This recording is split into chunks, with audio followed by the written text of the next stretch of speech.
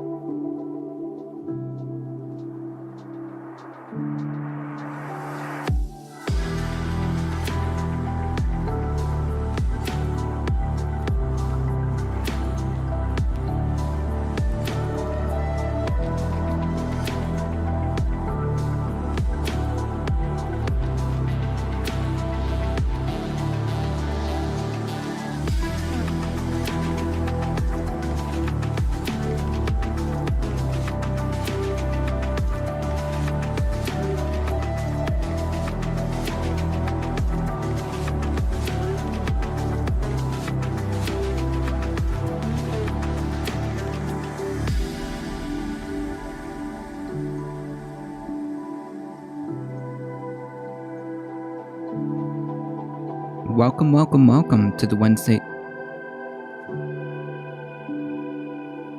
Thursday stream. I totally knew that, of course. It's written right there in my title, of course. Of course I knew that. Welcome to the Thursday stream. I hope everyone's having an awesome Thursday morning. Ooh. That's how you know I haven't finished my coffee yet. That is the biggest tell that I have not finished my coffee yet.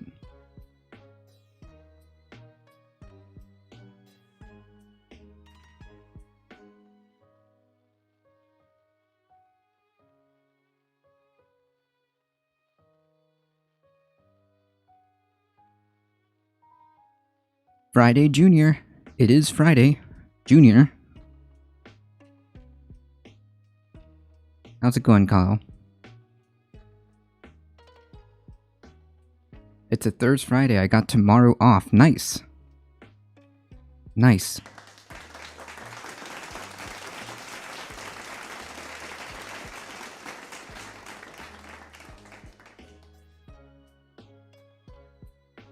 Very, very nice. Pretty okay over here. Hope everyone is well. Yeah, I'm hanging in there. Can everybody hear me okay? Is it too loud? Is it good? Is it too soft?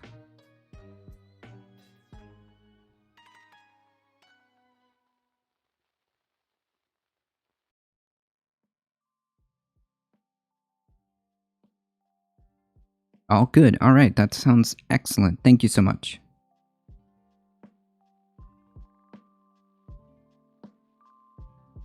I was just thinking, wow, he sounds great.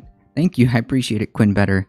As I was saying, like on the last Saturday, we are on the warpath to end leftist audio. Okay, we are on the warpath to end leftist audio. The buck stops with me, folks. No, I'm just kidding. I'm just like really into audio. And kind of biased as a musician. Abolition is the only solution. True. You're setting a high bar. I intend to. But here's the cool caveat. If anyone wants to know how to eliminate leftist audio, how to abolish leftist audio, I can share that knowledge.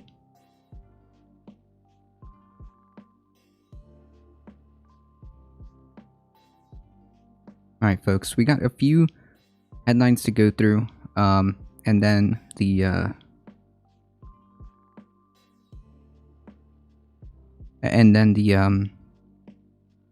continuation. Maybe we'll get through it. Maybe we'll finish the IPCC report. What is Alex Jones?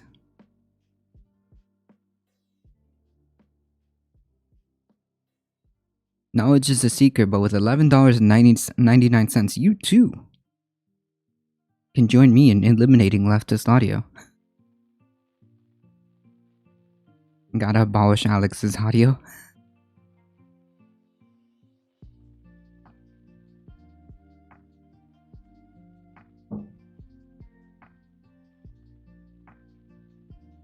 But for real though, if anyone has any type of questions, feel free to always message me if you're a streamer and want to know. Tuckers may be more important. Alright folks, we got a few headlines to go through. And then the IPCC report. Maybe we'll get through it today, because we are at 109, I believe, page 109. Yes, page 108. So maybe we'll get through it today, hopefully. We'll see. We'll see. Fingers crossed, folks.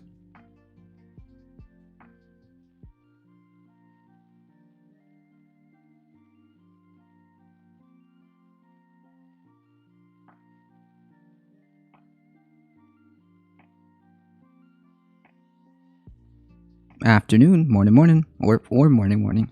How's it going? You guys know username? Yeah, Doc. He sucked a bunch of us into amazing politics and a great video. Yeah, he comes through sometimes. BRB have a meeting for sure. All right, folks, let me get started.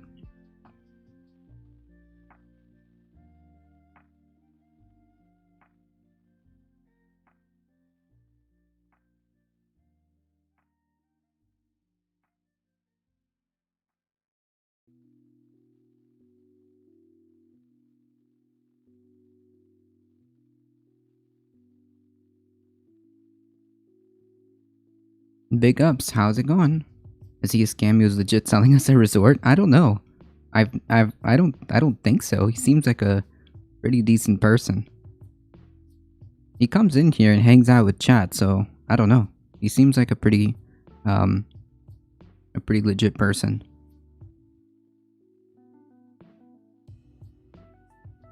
That was a wild experience. I wish I had a resort. Yeah, I don't know. I mean, like I said, I've seen him come in here in chat quite a few times, and he seems pretty cool. So yeah, I don't know. I've also seen him in other chat rooms too, and he's always been pretty chill. Nothing out of the ordinary, I think.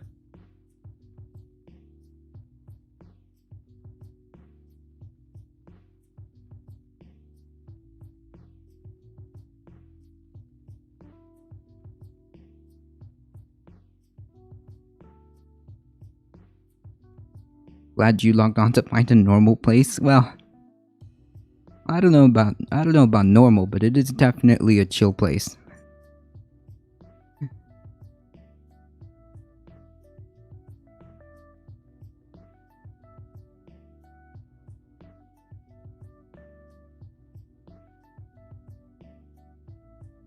Madame Defarge, how's it going? No politics stream is normal? True, but chill is fun? Also true. You're not selling me a resort. No, I'm selling you, I don't know. I was trying to think of something clever, but I didn't have my third cup of coffee, so...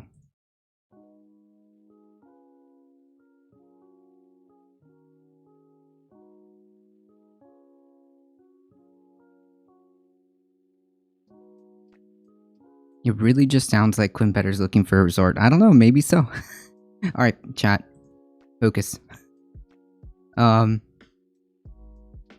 Speaking of like totally normal news, QAnon figures fear false flag and warn followers against September 18th rally. This might actually be a good thing. This might actually be a good thing. Leading figures in the radical QAnon movement are telling supporters not to attend the rally at the Capitol, demanding yeah, this is very, very loose termed justice for people charged over the January 6 riots. Officials in Washington, D.C. are preparing for the possibility that hundreds of extremists will be in the Capitol on September 18th to attend justice for J6, an event organized by Matt Brainard, a former Trump campaign worker. Capitol Police have said that they are aware of concerning online chatter that far-right groups are planning to return to the U.S. Capitol building. The department said it would put up a security fence around the building ahead of the Saturday rally. It has also requested backup from outside law enforcement officers and the National Guard should the need arise. Yeah, they're not playing around this time. Ahead of the rally, a number of influential figures in the QAnon movement have warned supporters not to attend because they fear that the event is actually a setup to ensnare conspiracy theorists, white supremacists, and other extremists. Well, that's pretty telling. Yikes. Either way, yeah, this is. I think that they should listen. Sure, it's a false flag. Sure, whatever. Stay home. That's right, Madame Defarge. It's the complete opposite reaction. But you know what? They should stay home. You know what? It is a false flag. Just stay home.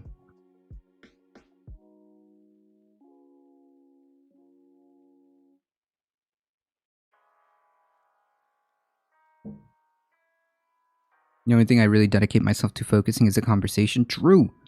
Because politics can very easily go down a rabbit hole. Oh yeah, it happens all the time, especially with live streaming. Ron Watkins, the former administrator of message site 8. Is it 8 Kun? Or 8 Chun? Or 8... I don't know. 8chan. Who is thought by some to have played the mysterious figure known as Q, wrote on Telegram that the September 18 rally had a very high probability of becoming a false flag event. You know what? I'm inclined to believe that Ron Watkins is the infamous original Q. But you know what? I agree. Do yourself a favor. Stay away from DC on September 18th. I agree. You know what? I'll take it.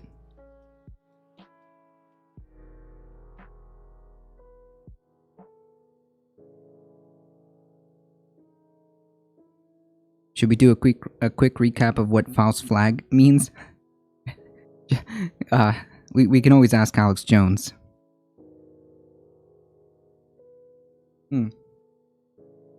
But good point.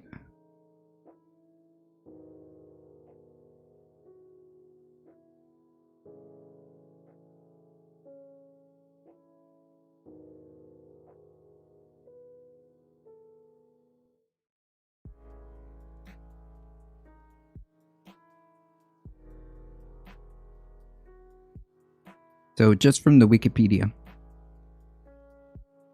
So we have like a TLDR. A TLDR definition. A false flag operation is an act committed with the intent of disguising the actual source of responsibility and pinning the blame on another party. The term false flag originated in the 16th century as a purely figurative expression to mean a deliberate misrepresentation of someone's affiliation or or motive.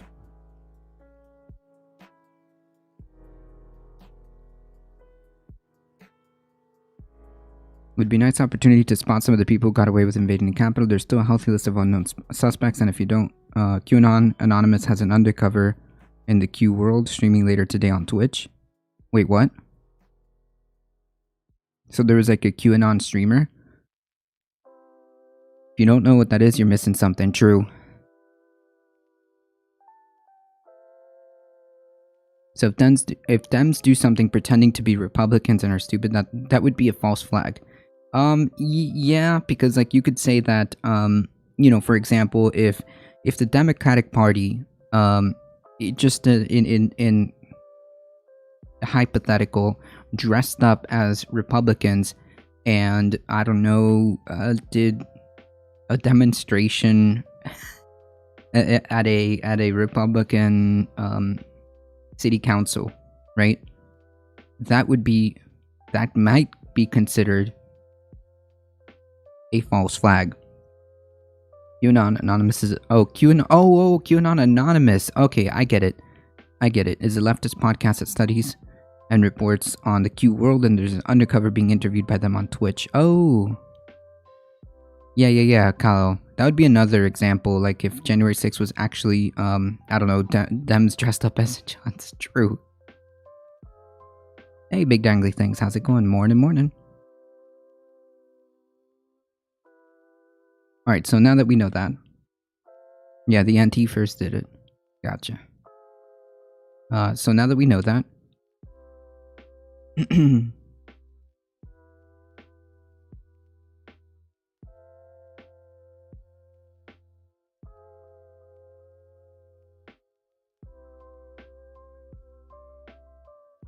January 6th was just Hollywood. Prove me wrong. I can't.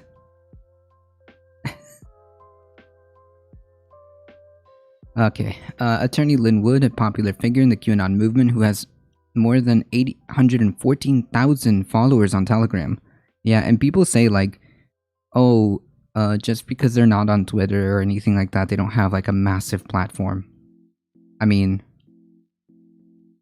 814,000 followers. That's a pretty big audience. wrote a lengthy post warning people to stay away from justice for J6, would also continue to falsely suggest that the 2020 presidential election was rigged and the results could be overturned in several states. I want to laugh, but like really, it's kind of yikes.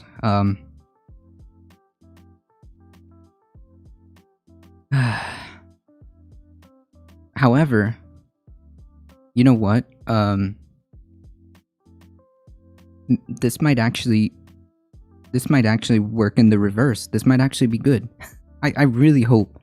I really hope that they honestly, unironically believe that this is going to be some type of false flag operation and they just stay home. Please. Oh man, that would be like the best outcome. That would probably be the best outcome. If everyone believes that this is some type of false flag operations, then and they just stay home, please. That could be like one of the best outcome scenarios. Yeah, I know, Sir Levin. It's a bit of a meme. It's a bit of a meme. The onus on a claim is always on the person making said claims. The onus on proving a claim is always on the person making said claim, obviously.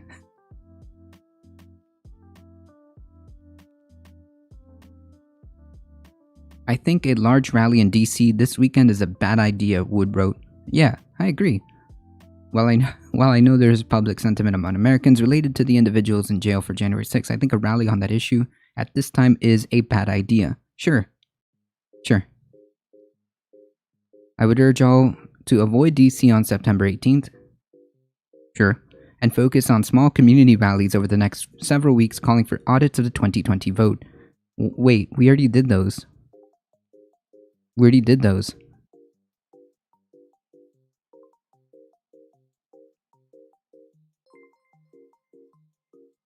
Surfer... Wait, did you change your name? Surfer McGritty? Rating with a party of 15. Thank you so much. Welcome, everybody. It is indeed, ADT. How's it going, Mr. Braindead?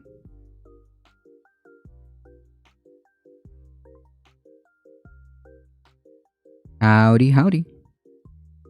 Can everybody please go follow twitch.tv/surfermcgritty?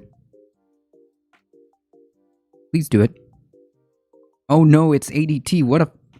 Oh no, what a fucking nightmare. Oh man. Hey, Skidoo.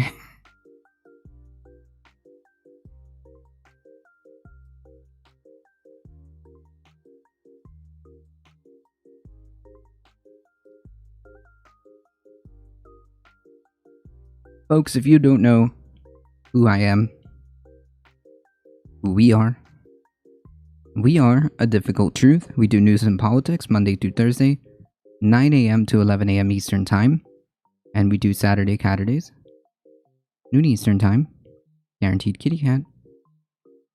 We do a lot of miscellaneous politics, what I believe to be the important headlines of the day, and we are currently working our way through the IPCC report that just released, and as soon as we're done with this, the leaked Working Group 3 report, the leaked Working Group 3 report from the IPCC that was leaked by Scientist Rebellion will be next on the docket as soon as we're done. Yeah, thank you, Quinn Better. ADT is the OG chill politics stream. True.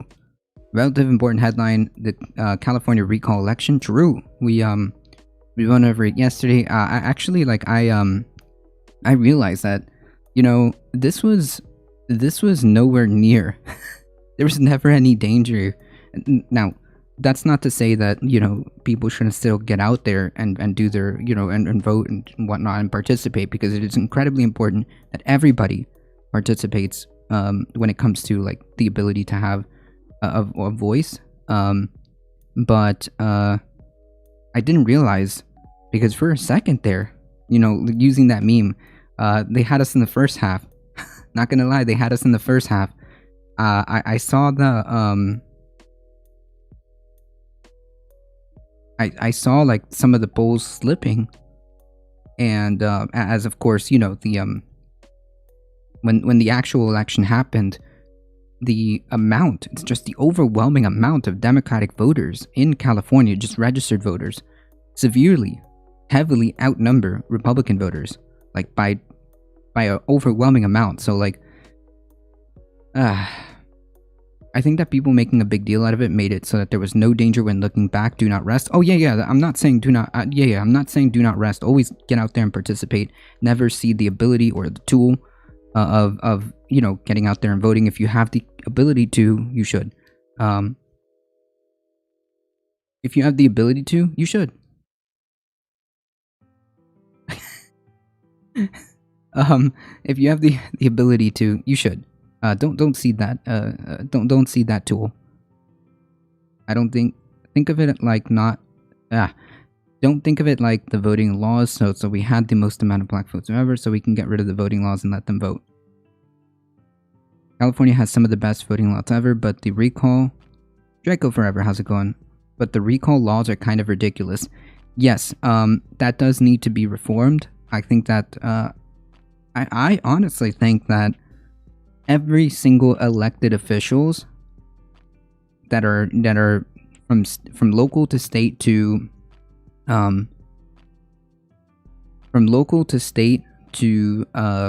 federal should have the ability to be recalled. However, these recall processes must have adequate guardrails so that it doesn't get wielded as political bludgeons, right? So that it doesn't get wielded as political weapons.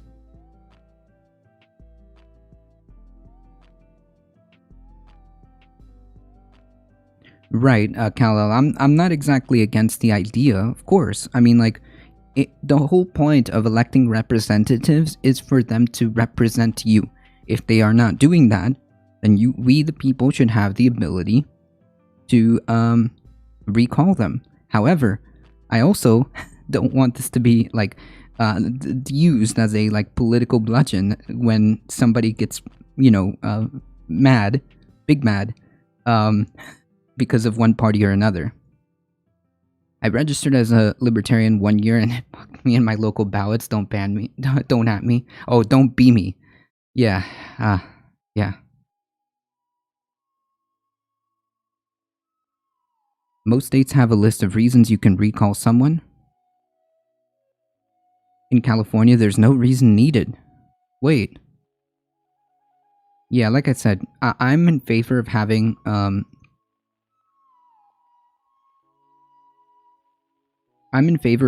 like, the ability to recall an elected official just with the sufficient guardrails in place so that, it doesn't become, like, a political weapon.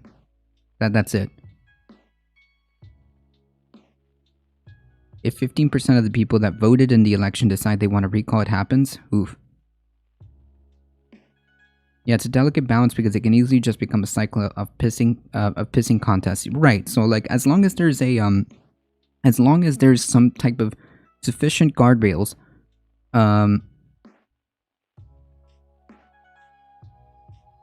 as long as there's a sufficient guardrail and it makes sense, like 15% is not the majority. So yeah, obviously this process needs to be revised, but I'm not totally against the idea necessarily.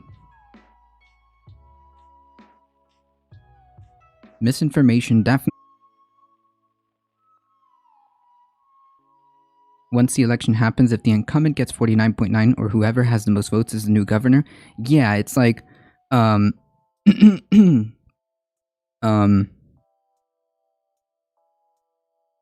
yeah, so basically it's not that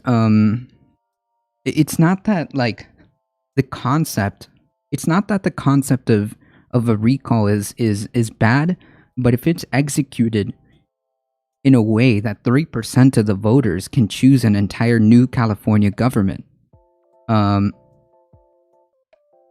new California governor, then that's That's not democratic. That's not good. When some voter turns out are under 30%, 15 isn't completely off the wall, but it is seemingly undemocratic. Misinformation works as devoting to fighting misinformation, so theoretically, because it does unfortunately work. Okay, I see where you're coming from. Admitting the problem is the first step to solving it. True.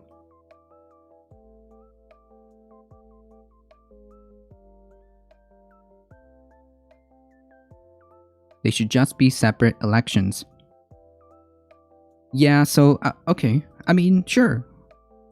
Right, okay, fine. So then we have a system where we do one vote that says, do you want to recall this person, yes or no? If the plurality of, I don't know, Floridians, Californians, I don't know, New Yorkers say, yeah, you know what, I don't want this person to be my governor, then a special election kicks off. And you go from there. There, yeah, it's 11. Exactly. So, like, yeah, exactly my point. So, I'm not, I'm not exactly opposed to the concept of being able to recall an elected official. It's just, you gotta make sure that you do it in a way that is, you know, good.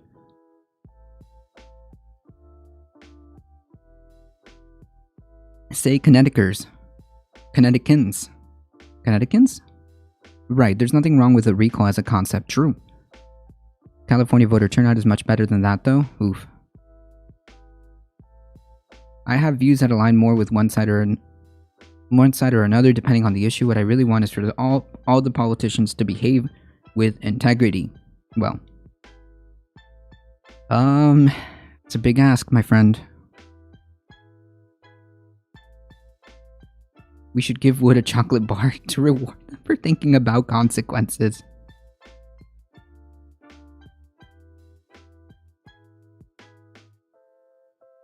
They have integrity to their donors. Well, yeah, I suppose. I guess it should be then,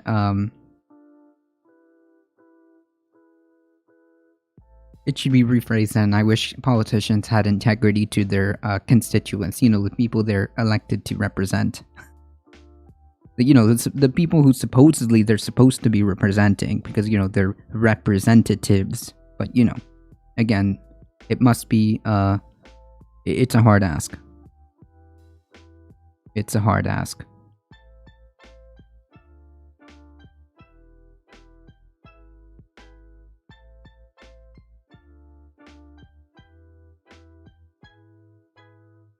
What do you call someone from Massachusetts?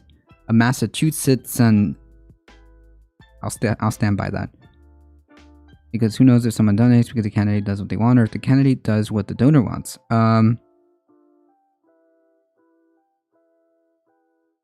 Well, I think it's irrelevant.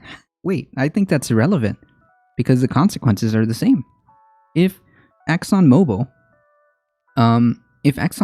pays or has weekly meetings with Joe Manchin and is lobbying with Joe Manchin consistently and just happens to get a lot of donor money to Joe Manchin, and then just coincidence, and this must be just wild coincidence, Joe Manchin is now opposed to any type of climate regulation. I mean, it's just a coincidence, you know? It's just a coincidence.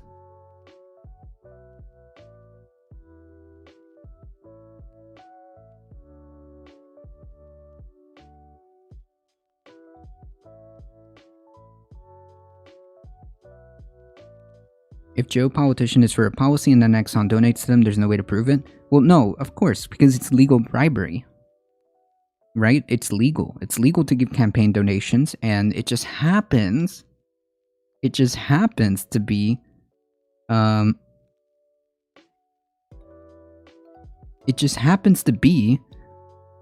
the interests are aligned. It's just a wild coincidence. Unbelievable.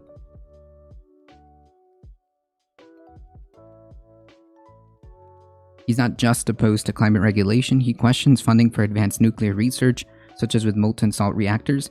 Well, yeah, and he gets a lot of money from fossil fuels. Again, just pure coincidence, I suppose.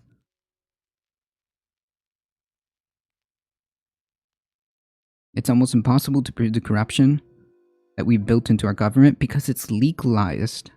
Because it's legalized bribery. You get campaign donations, you get said bill put on your desk, and you sign that bill. Huh.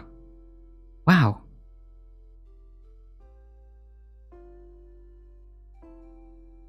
No, I know it isn't a partisan thing. I'm just saying, like, this is how it works. This is how it works. It's not illegal. It just is.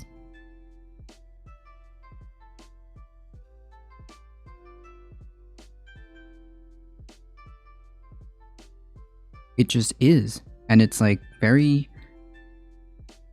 it's very detrimental to whatever semblance of democracy that we have. Right, I understand, Sir Levin, no worries. It's just like very corrosive to whatever semblance of democracy that we have. What facade of democracy that we have is just like, it's just a giant meme. It's just a giant meme when you have stories, unironically, coming out with like ExxonMobil like lobbyists having weekly meetings, calling Joe Manchin a kingmaker, and admitting to having like the perfect amount of senators, just coincidentally, the perfect amount of senators in their back pockets, 10 to 11, to override a filibuster. I mean, you just can't make. It's just unbelievable to me. And then, when the time comes to vote for a incredibly important infrastructure bill, an incredibly important like opening path to maybe get one type of climate legislation on the board, just anything, literally anything on the board, and Joe Manchin just coincidentally is completely and concretely against it. I mean, it seems to me that picture seems very clear to me. ExxonMobil got the return on investment.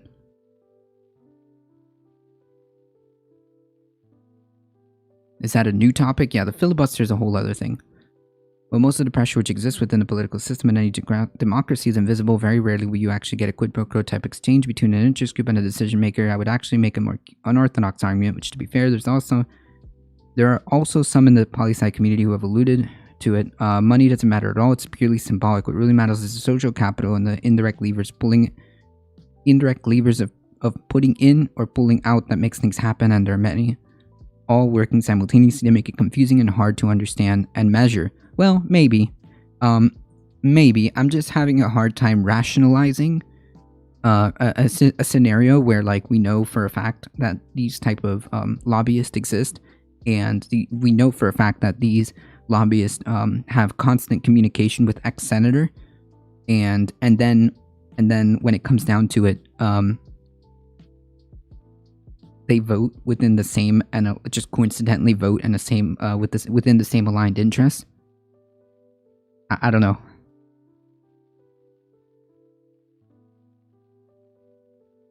Like, I'm just speaking on like this specific incident. It is very hard for me to like rationalize the chain of events that we saw happen and be like, well, I mean, when one company donates to both parties and they get something good, I can't see how that isn't a bribe. It is. It's just legalized because they're campaign funds or whatever. Erk, how's it going, my friend?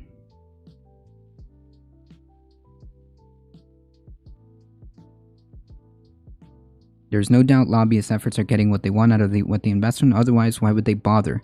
Yeah, I mean, like, they technically don't know if they will get that. They technically won't know if they're going to get their return on investment. However, they make it so that it is incredibly likely that whoever they're targeting, whether it be Joe Manchin or whatever senator, representative, will more likely be in that interest. So money matters to the point where you can get access to things, but once that access is there, I guess what you would call a diminishing return effect. Once you're in the loop, then what matters is who you know in that circle, how you communicate, and who holds the means of coercion. That's where you get, for example, capital strikes coming into play. Yeah, I mean, like, it's quite possible that is also a, you're right, you're right, James, in the sense that, like, man, it is incredibly complicated, it's incredibly complicated, but I just have a hard time, not rationalizing that. I have a hard time, like, not thinking anything else other than, well, these people get, these people meet with lobbyists constantly. They're deemed the kingmaker, and then just coincidentally, they deliver. They deliver.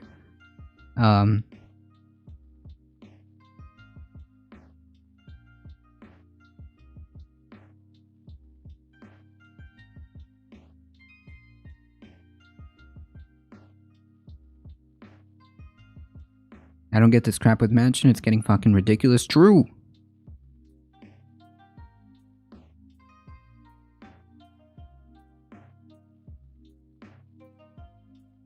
I lobby by calling my congressman.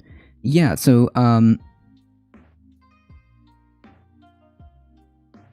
the issue here is when we get to the point where large corporations have an undue influence that supersedes the voice of the people.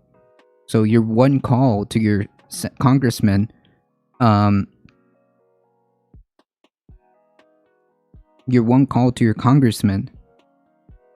isn't the same as ExxonMobil executives getting that priority.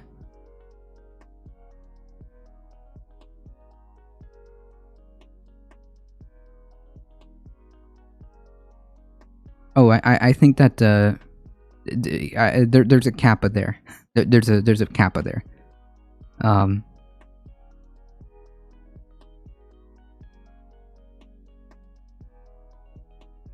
For example, in a book that Kay Schultzman and her colleagues put out a few years ago, they studied all the working groups in Washington, D.C. and categorized them into different groups.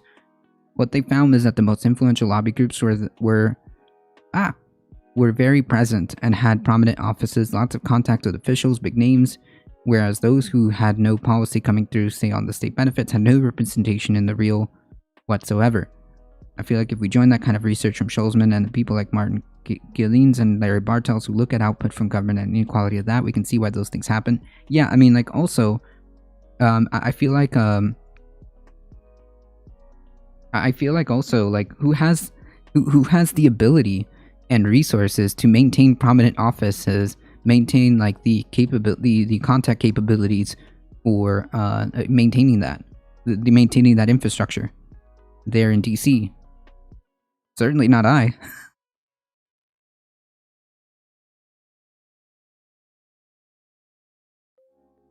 However, I do think that's interesting, though.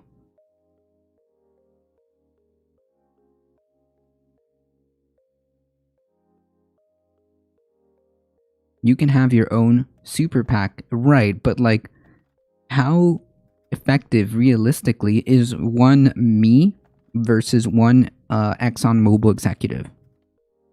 Yes, Kappa is like the universal sarcasm tone. Oh, I'm sorry, misinformation. Hold on.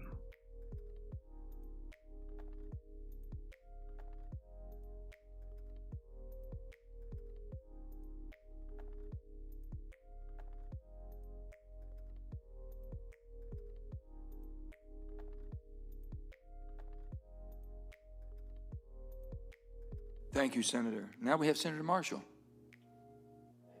You got to be quick here, bro. Yes, sir. Yeah, Chairman, thank you for letting me hop on this real quickly here. I think I'm going to start with Dr. Zachariah. Is he online? Okay, there you go. I want you just to talk a little bit about the future of nuclear and specifically thorium reactors, some of their advantages and disadvantages. A thorium reactor? That is a completely... thorium is... a thorium reactor would... I think that would be better, but I don't know.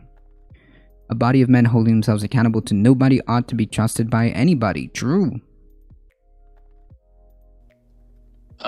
Thank you very much for that important question. I think, first of all, nuclear energy, nuclear fission and fusion, particularly nuclear fission, is a critical component of all of the above strategy, and it is a really important carbon-free source of power.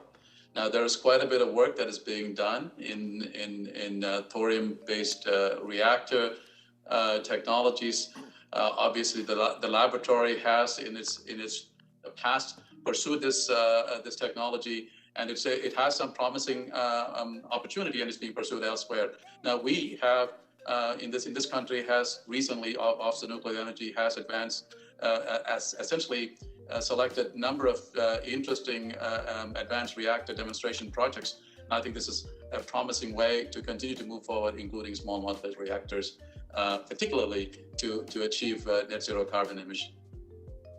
Appreciate that answer, and just a little bit more follow-up on it. What I'm very concerned about is China is really leading the way with this molten salt reactor technology as well. They've invested 3 times the amount that we have as well. If we're ever going to get to a total electric transportation, I don't see any way of getting there without nuclear. So maybe my follow-up question is supportive of halting the downblending of U-233 to study its potential use as a nuclear energy fuel source. I disagree. I think that there I disagree. Clearly, there are opportunities to continue to work on molten salt reactor. Now, the type of U-233 material, if it is in the form of mixed waste, it may be not the most viable approach. So it really depends on the source of the material, and I'll be happy to follow up with a detailed answer for the record. Thank you. Dr. Binkley, I think we could go back to you. I have a feeling you've got some opinions on this as well, and just on thorium reactors or safety compared to traditional There's no reactors. shameless self-promotion here. Thank you for the question, Senator. Everybody should be following. Did I give you a shout out? I'm sorry. Zachariah said. I think we would be happy to respond to that as a... I'm not sure if I did. Just in case I didn't.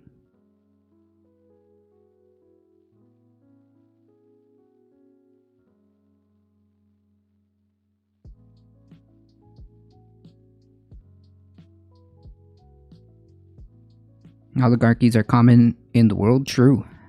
They are Robert Dahl caused polyarchies. Yeah, I don't know. I definitely believe that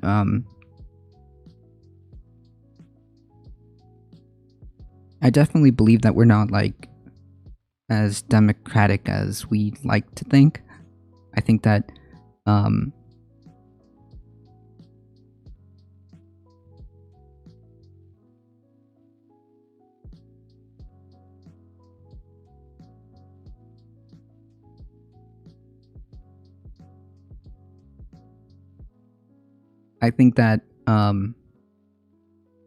we have some type of we do have what we call a representative democracy, but even then it's not working really as intended. There are problems here that need to be addressed. I love the pronouns extension. Wish it showed up in mobile. Yeah, a lot of these extensions, unfortunately, don't have mobile, especially here on Twitch.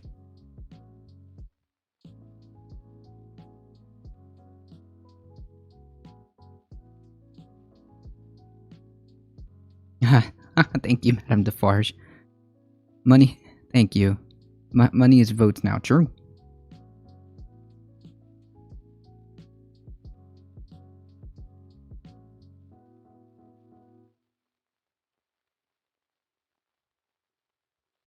So do you think hardening of the grid should be a national priority? Yes. Thank you. Thank you, Mr. Chairman. Thank you, Senator. I have just a few more questions, and I think so does Senator Brasso, and I'm not sure if Senator Cantwell does, or Senator Hickenlooper, if you have any more questions. I'm going to just another round very quickly if we do, okay?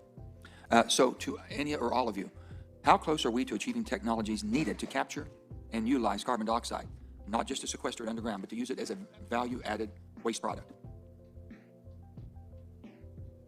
Doctor? Anybody? Please.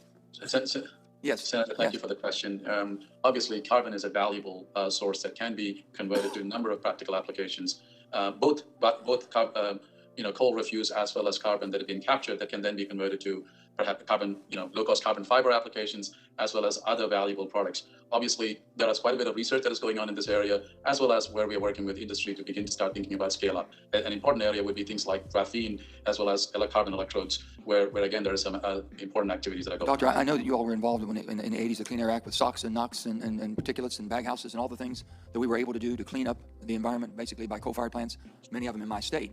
And with that, now we have, then CO2 that became the great challenge. We came up with carbon capture, sequestration, utilization, but basically we figured out that we could take clear stream carbon off, we could basically liquefy it, we could pressurize it and put it in the ground, but it was very, very costly. And unless there's going to be an added value to that, unless you have enhanced oil recovery, which we don't have, or pipelines to transport CO2, which is very challenging, it basically eliminates this type of tremendous... This is unbelievably frustrating. How do you understand that speed? I'm used to speeding up videos because like I have to I have like limited time, so I always like try to fit in as much as possible. So sometimes we need to double time it. Mansion needs to learn how to talk slower. Yeah, no, this is beyond frustrating. How come West Virginia dig at all that coal and not feel guilty for adding to destruction of planet? Okay, Joe. Hey, base of PJ, how's it going?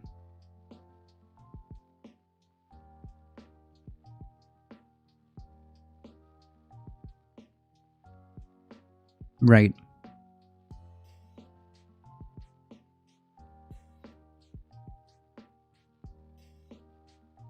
Right, James. Yeah, that's interesting. I think I need to read this book here.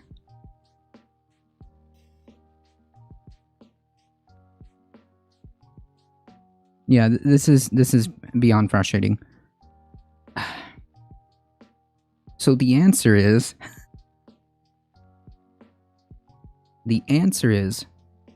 well, if you know that this is going to sequestering carbon is going to take so much energy and water and all this other stuff. If you know that this is not a viable plan, in other words, it's going to take a lot of resources, a lot of money and time.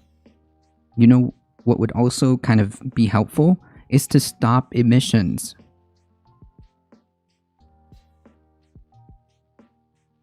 It is just to stop emissions.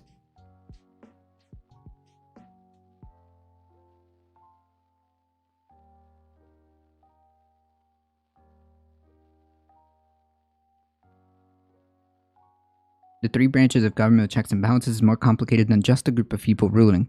Yes, that is true. Yeah, it is pointless. This amount of energy that's produced for our country, and if we do that in such a hastily way, we have no way of being energy independent. And the transition, until we have that transition, which is going on now, is going to put us in a perilous situation. That's what I'm concerned about. I know the transition's coming. We understand that. But with that, are we prepared? Or are we basically not doing enough? Because I would have thought by now we could have at least found a way to solidify it, use it as a byproduct in the building blocks, if you will, in the chain, that we just haven't gotten there yet. I have another question, too. Where are we on developing the technologies that would eliminate any type of methane escape from our drilling process or our production of natural gas? Here's the technology to eliminate methane escaping from our pipelines. Stop using pipelines. Jesus Christ.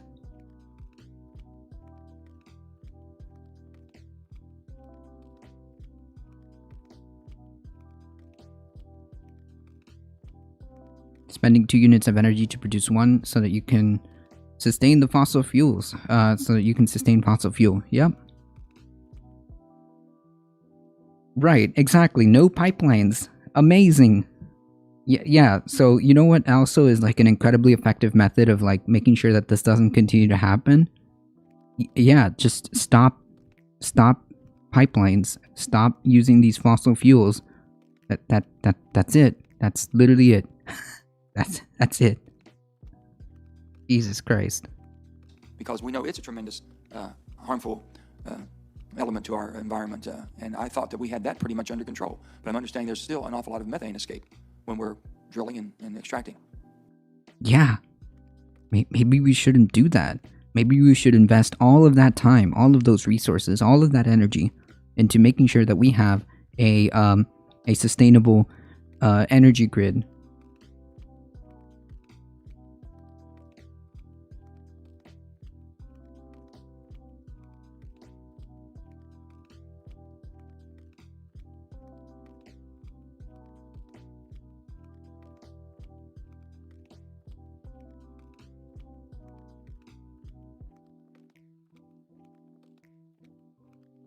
So you drive an electric car? I personally do not. However, I am not in a position I'm not in a position to buy another car. And furthermore, until you're ready to buy a new vehicle, it is it is actually more, I believe, harmful to, unless you absolutely need it. Then your transition should be to an electric vehicle. But it's a little naive to just say quit immediately. That's not what I said. However, we should be removing ourselves from fossil fuels in as quickly and as many ways as possible. Now. Like now. And furthermore, the transportation, cars, and things like that aren't the biggest emitters. So, like, I don't know.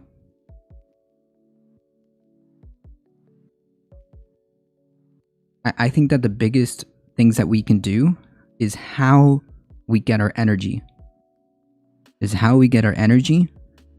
And the animal agriculture industry would be the next thing.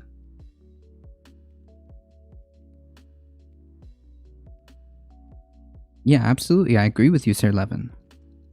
If you're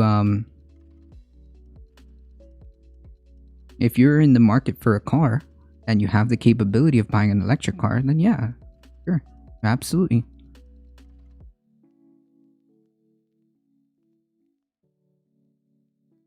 And furthermore, I am proud to say that I don't drive as much anymore. Thank you. With the ability to stay here at home, I tend to not go out.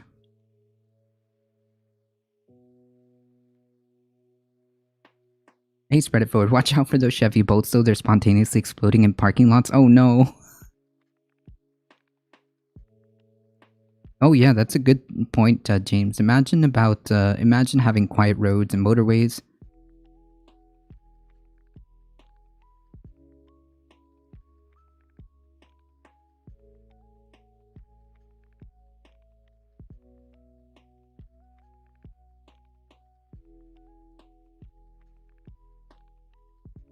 Remote in where you can. Yeah, I'm absolutely privileged to be able to make that to be able to have that.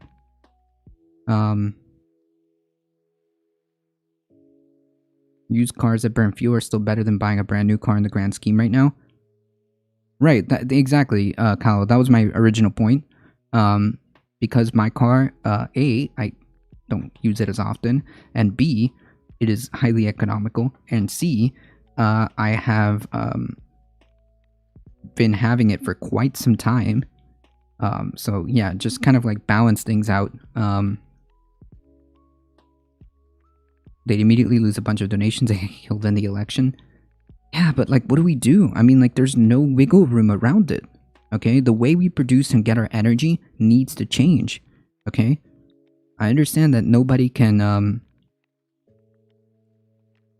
Thanos snap into an electric vehicle, but You know what we can change? The way we produce our energy for our energy grids.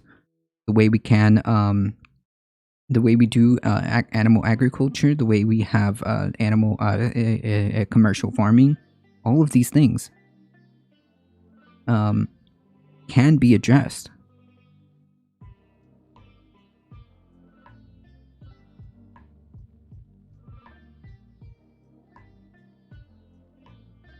Give the gas subsidies to green energy. Yeah, it's an option.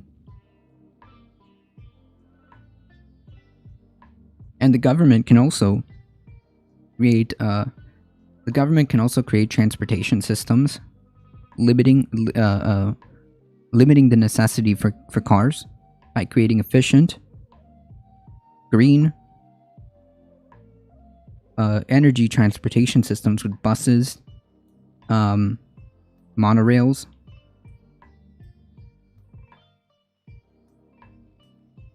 That way you limit the necessity for a car. You can do that way. Yeah, Nightbot is a little bit spicy. Be your own weapon of war. So yeah, you could do it that way too. You cut the necessity for cars. I mean, here in Florida, I have seen a couple of buses that are hybrid buses, at least. So yeah, if you limit the necessity for cars by building an efficient green transportation system that is affordable, that is efficient, it's on time, it's well staffed, well funded, that will decrease the necessity for cars, decreasing the emissions, so on and so forth. These are things that we can do. It's all part of, which I would imagine, it's all part of infrastructure.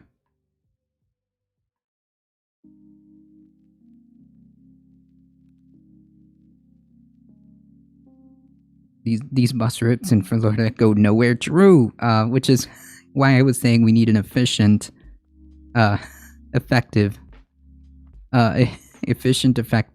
public transportation system across the board. So trains that are powered by green energy, buses that are green, and making sure all the routes and things like that are well planned out and well funded. Yeah, this will also limit the necessity for cars. So yeah, just things that we can do right now.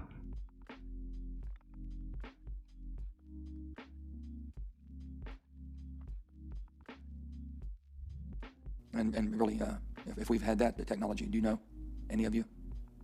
Doctor, would you know about that, what you all have done, or any of the labs have done on that? Mr. Blinkley? So there is work going on in the labs in that area.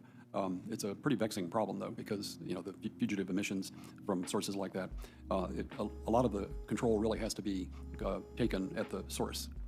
You know, it's not a scientific problem. It's more of an engineering problem. Yeah, I mean, in the eastern part of the United States, we do an awful lot of capturing. Out west, they haven't, and the reason I found out, they can't get permits for pipelines to take the methane off. So is it kind of a situation to where they want to be having that in a situation where they have a way to beat on it, if you will, and stop all drilling on BLM lands and things of this sort? We need production of energy. And the new technologies coming on, I'm all for renewables. I'm all for storage. I'm all for all of this. No, you're not. No, you're not.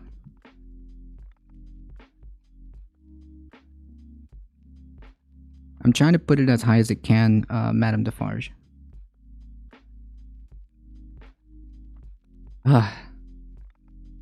Yeah, that can be done into with local. Yeah, sure. I could say I could see that.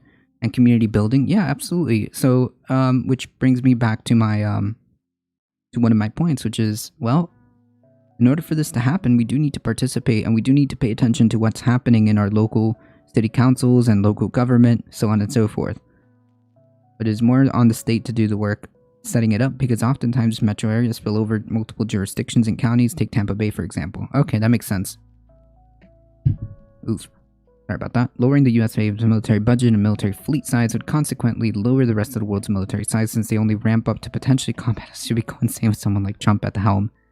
Well, I mean, like, well, that should be done, period, regardless. there's no justification. There's no justification for 700 and something billion dollars.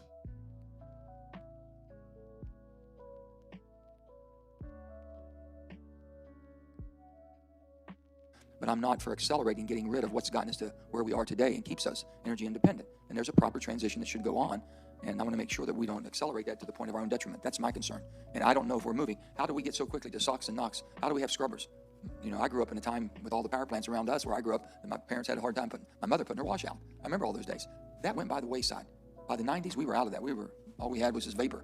But with that, there was CO2 going up, carbon into the air, and they said, okay, now let's get rid of that too. We haven't made very much advances from the 90s to present. In the last 20 years, as quickly as we did with SOx and NOx in particular. What? What? Oh, sorry guys, we just can't do it. We just can't do it. Sorry guys. What is this argument? Oh, it's too quick or too whatever. What is this argument?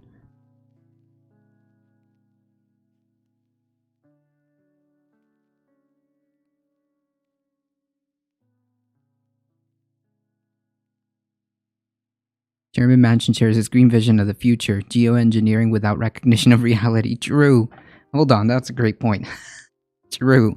First of all, geoengineering is pretty much like off the table.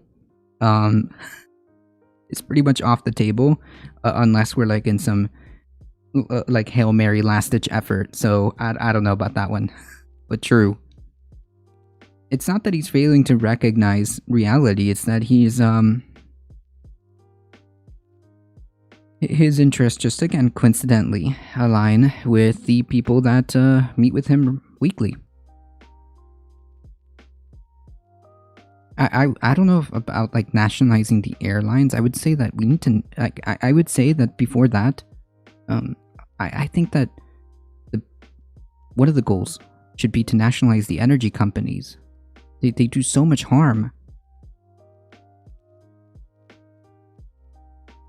They do so much harm with no little return.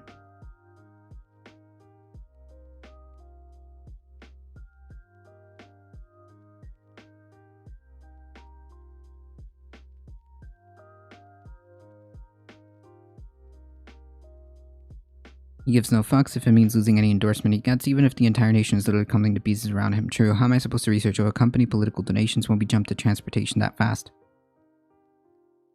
Wait, what?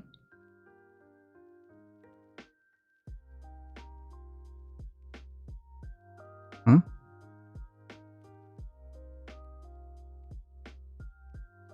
Airlines would be easier? Yeah, but I think that it would be, it would be more effective in terms of like limiting emissions by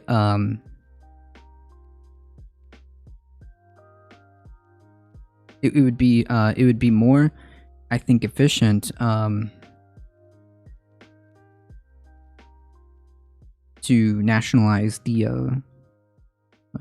energy companies.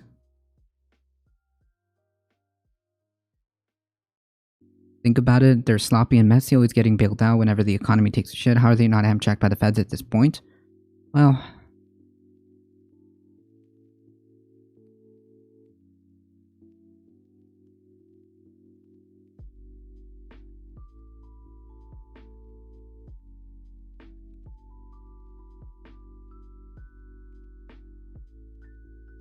TVA is still around. Every industry sucks. I mean, that's a good way of summarizing it, but yeah. There are many solvable problems here. True. Oh, yes, time variance authority. That's right. Why not just regulate? Well, we should. I think that in particular, the energy companies, the energy companies just clearly are actively causing harm and are producing more problems, I think, especially when something is so crucial like energy. I mean, you have companies who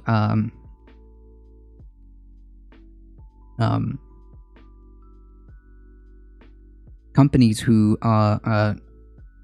energy companies who haven't updated their infrastructure in decades because it costs too much, and then ended up being the cause of a lot of people getting really hurt. You nationalize the ones that would have the most indirect results in society, like air travel. You don't nationalize Nike, but you do nationalize some of the extraction industries involved. They've been interesting, Karl Marx. Maybe. I don't know. I just don't know how you would like sell it though.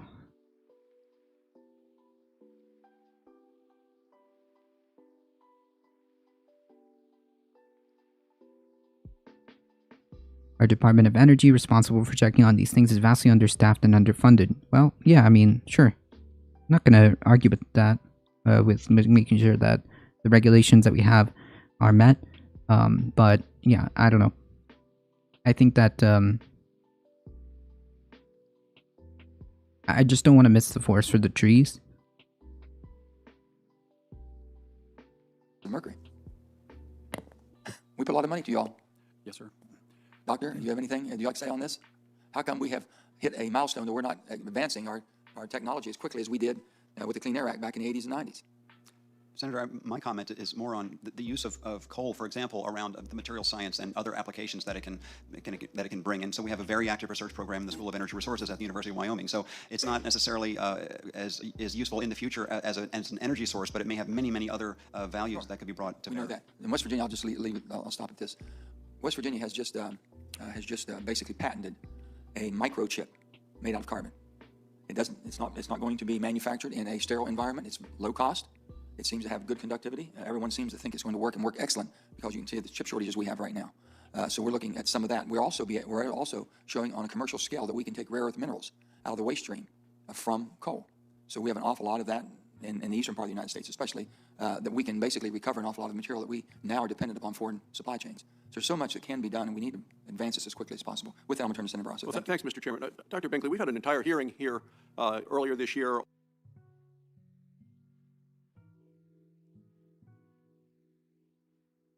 Yeah, so he's talking about carbon capture and turning them into chips. Yeah, I don't know. It seems like a lot of problems. It seems like a lot of effort without returns.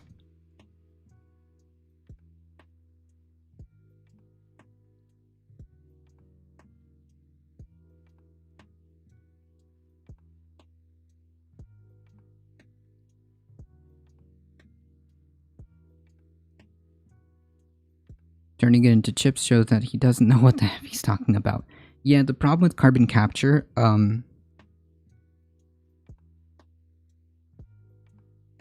the problem with carbon capture is, I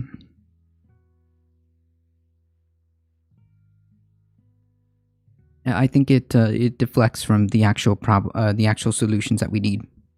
Hey Memo, how's it going? We need carbon capture. It deflects from the actual solutions that we need, which is just to stop emitting them.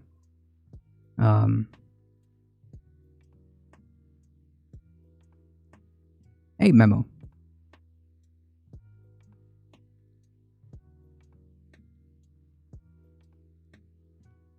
Morning. All right, folks. So just doing a speed run through some of these.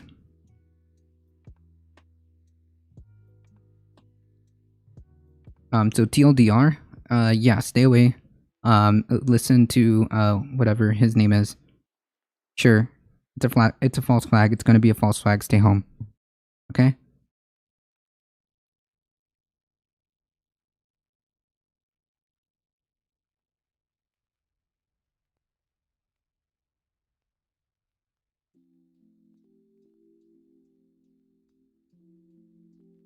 Yeah, it isn't in this loop if you don't cut the problem at the root, which is exactly my point. You're just like deflecting to try to say like, oh yeah, we'll just technology our way out of it. Okay, but like we have technology.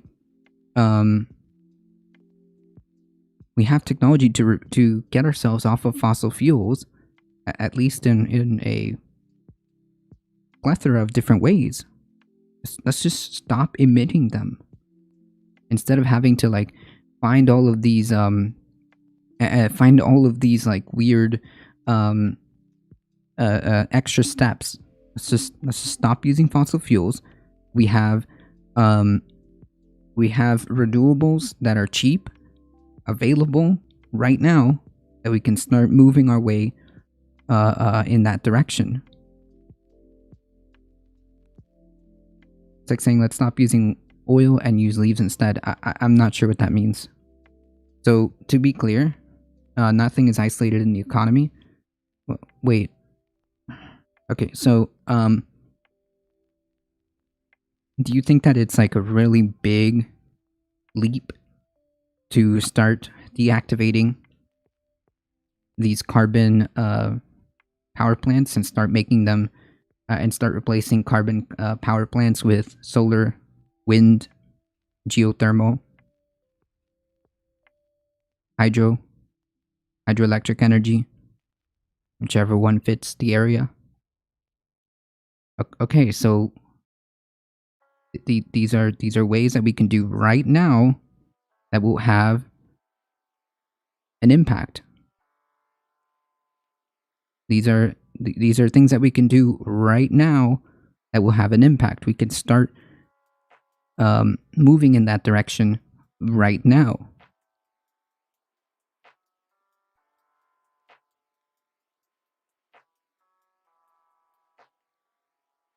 Right, so that's my point, Sir Levin. This isn't something that's like, that can't be done. Migrating to renewable energy is an amazing idea, yeah, and it can be done. This isn't like some crazy thing that can't be done. Like, it can, and you're so worried about the economy, well, someone's got to do it. That's going to provide a opportunity for a lot of good jobs. So I don't know, like where's the argument here?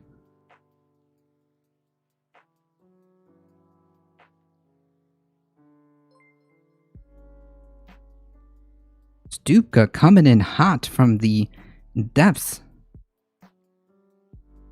From the depths of the internet with a Prime subscription, 10 months.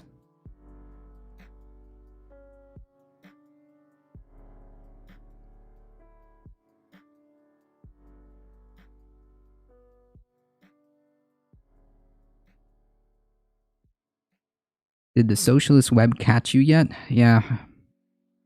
It did. We can't flip a switch on technology that is funded and built already? Yeah, of course. I don't really like to have to qualify everything over transition. Of course it needs to be transition. Right.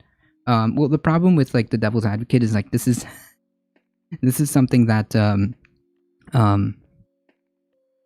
you know, there is no way around it, simply because, well, what is the alternative? Catastrophe? So like the devil's advocate is just saying, oh, I guess there's just nothing we can do. This is too much for the economy. And then you know what else is too much for the economy? Tens of billions of dollars each time a hurricane happens. So I don't know. There's no real like effective there's no real argument against it, is what I'm saying.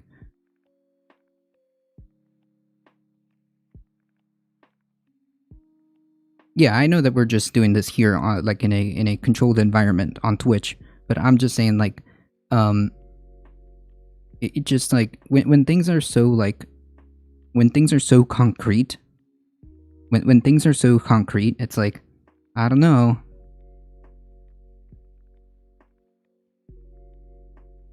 Right, spread it forward. Like what we do here and now, what we do here and now will determine the level of effort that we see in the future. Keep fighting climate change and we'll be on the same team. I am fighting climate change. That's my whole deal. Am I an asshole for encouraging a friend of mine who is property manager not to do the job they want her to do, which is evictions? That's her job? Yikes. Oh, I don't know. I couldn't do it. I couldn't do it.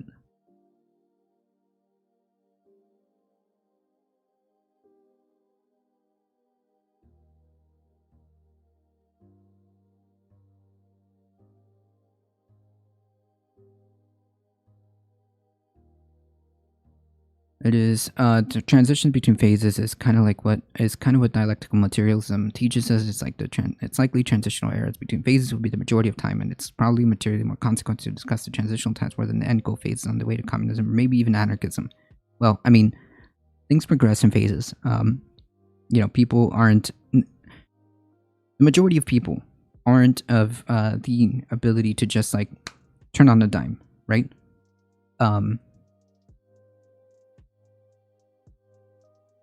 Majority of people aren't just like going to flip a switch and say, hey, I am now this, or hey, I now believe in this, or hey, maybe we should do X, Y, or Z. It's a process, right? It's a process. Sometimes that said process has steps. It's kind of funny because it's starting to sound like I'm right wing, but I'm not. I'm 100% left. Well, it's okay. I don't think you sounded right wing.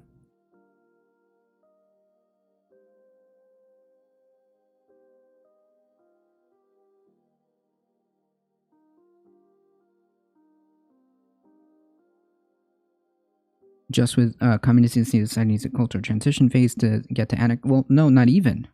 That is a different type in and of itself, is it not? From what I understand, like that's a whole other type of communism, because some people, I guess like more traditional Marxists think that it is an economic, how should I say this? An economic agitation that will bring up the rise of the proletariat. There are some who are of, I guess, Marxist adjacent, but they believe that it's cultural. So yeah, I think these are like different schools of thought that are similar.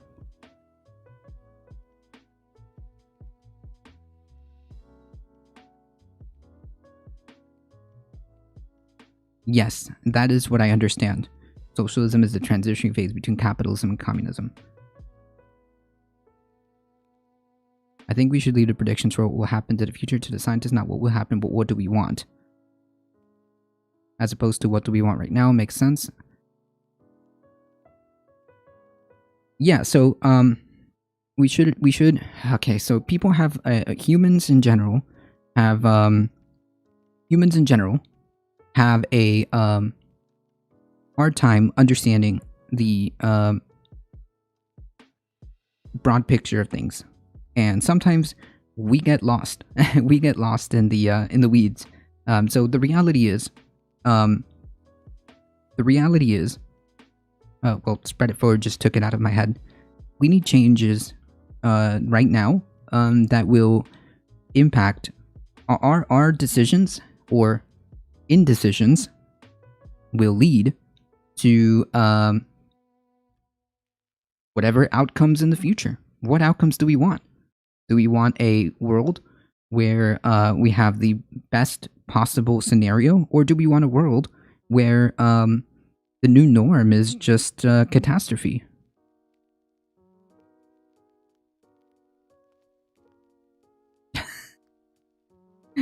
Jesus, Stupka. That's my argument. I mean, that's it. That's plain and simple it.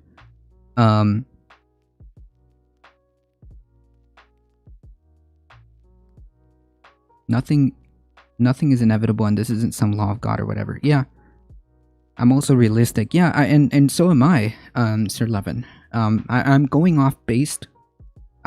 based off what we have right now, what the tools we have right now. We can do at least the bare necessity to keep us from reaching those bad scenarios, those because the IPCC has given us 5 scenarios just as a general like overview to try to understand, to keep us to try to make us understand what type of scenarios are available to us. And there are actions that we can take right now to try to move us in the direction of the more preferable scenarios, right? And these are things that we can do right now that are it's well within our purview, even in this system right now. Is possible. It's just a matter of what we want and how we act as people, as citizens.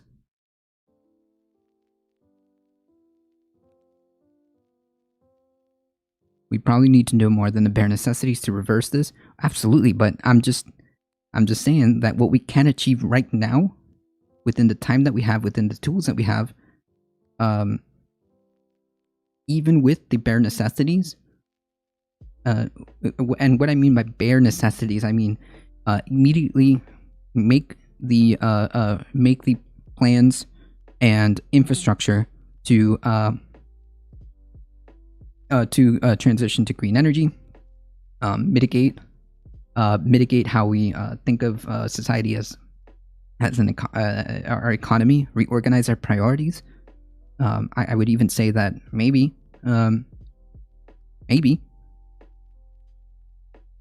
and something billion isn't necessarily needed for the military. We've got bigger problems here. Just saying. I wanted to make a Jungle Book joke. I agree with you. California has allowed Nestle. Yeah. Okay, so my point is, we do have time. We do have tools. We need the political will to get it done.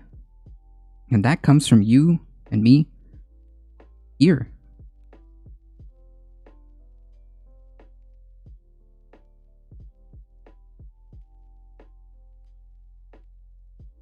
All right. So we're gonna have to speed run this. So yeah, just stay home. It's a false flag, okay? If any QAnon folks or any right-leaning folks are listening, just any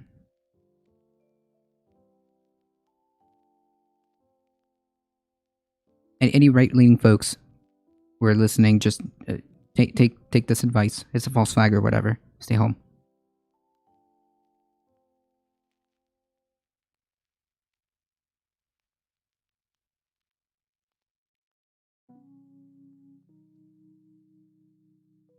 Here's a nice meme. So, in an attempt to raise funding for an incredibly important infrastructure bill with potential to have some type of climate legislation on the board, the way that we are attempting to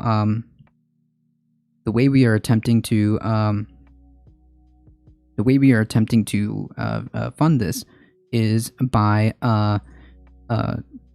increasing the top tax rate to 39.6%, and on the top 0.3% of taxpayers, on the top 0.3%.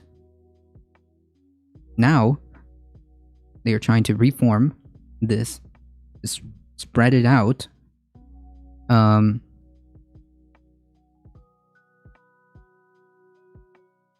over more people.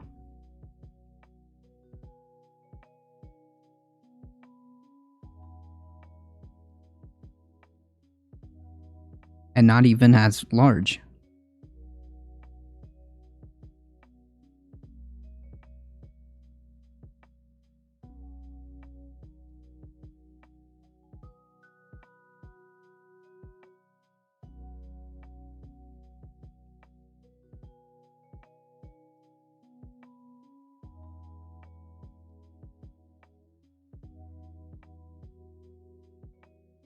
Yeah, so well, you can research what the problematic issues are with Nestle, particularly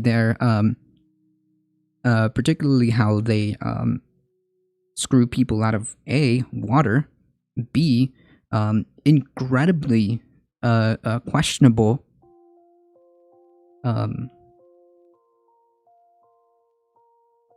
incredibly questionable ethics. Yeah.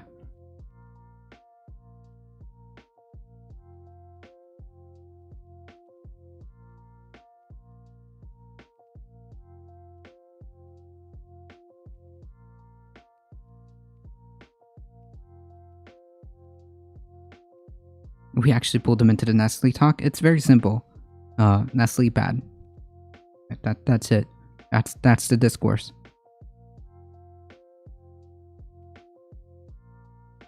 That's the discourse.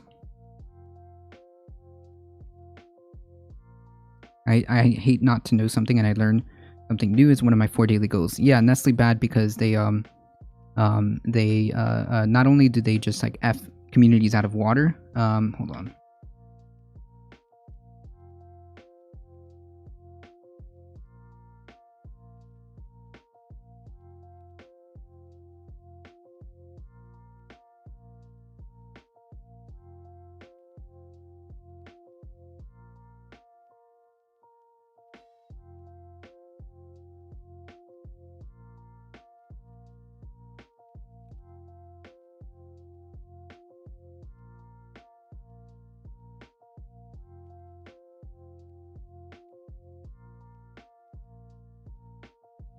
I mean, do we need to continue, or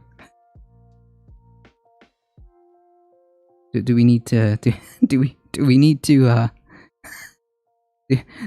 do we need to add an addendum to that, or are we good? All right.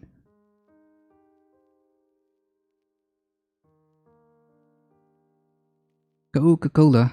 Yeah. Oh yeah, so the rally. Well, the TLDR on the rally is simple.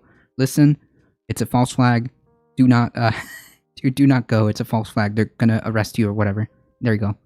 To any right-wing friends who are listening, yeah, it's gonna be a false flag. Just stay home. So are we going to this rally? No. However, if something does, since it's on Saturday, we will tune in to see if anyone else is covering it.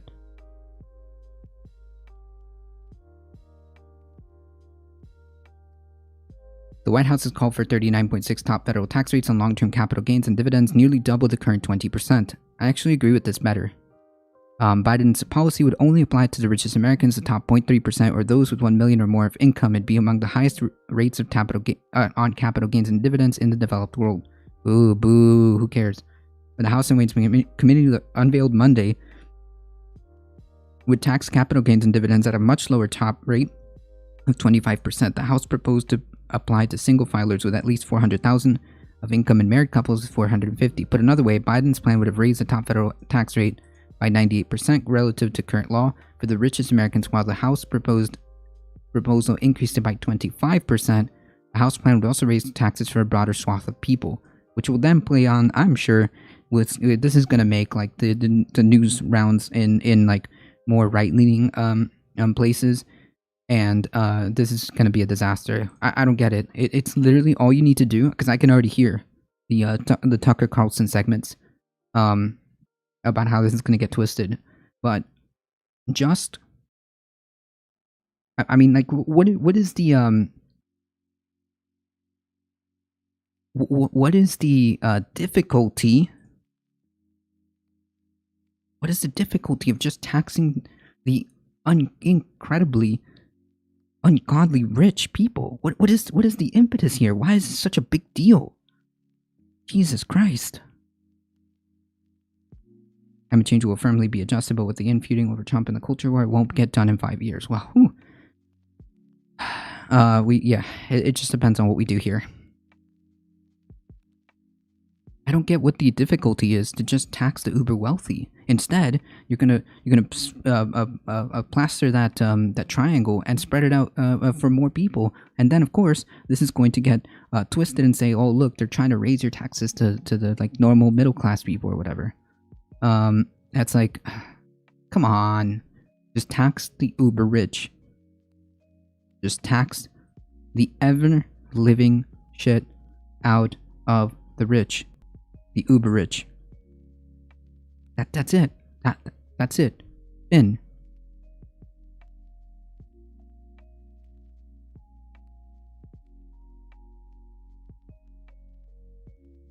Yeah, of course. Anyone who's that rich wants to be more rich. True. Yeah, true. I don't think that's a controversial like plan. Just tax the people who aren't who haven't been taxed enough, who have been paying an effective tax rate of like almost nothing. It's time they give back to the country that made them, and the infrastructure that made the environment that provided them all of these like scenarios for them to be this rich. It's time they paid their share. Hey Tendra, they got folks to believe they don't deserve free healthcare and taxing the wealthy is bad. Yeah, I know. It's incredibly weird to me. We need to call our representative and demand the increased taxes on the wealthy. Yeah. We used to do it and it killed a lot of the American aristocracy like the Rothschilds and Roosevelt. Isn't that what they want? No. It didn't. Wait, it didn't even do that. There were still a lot of very rich people.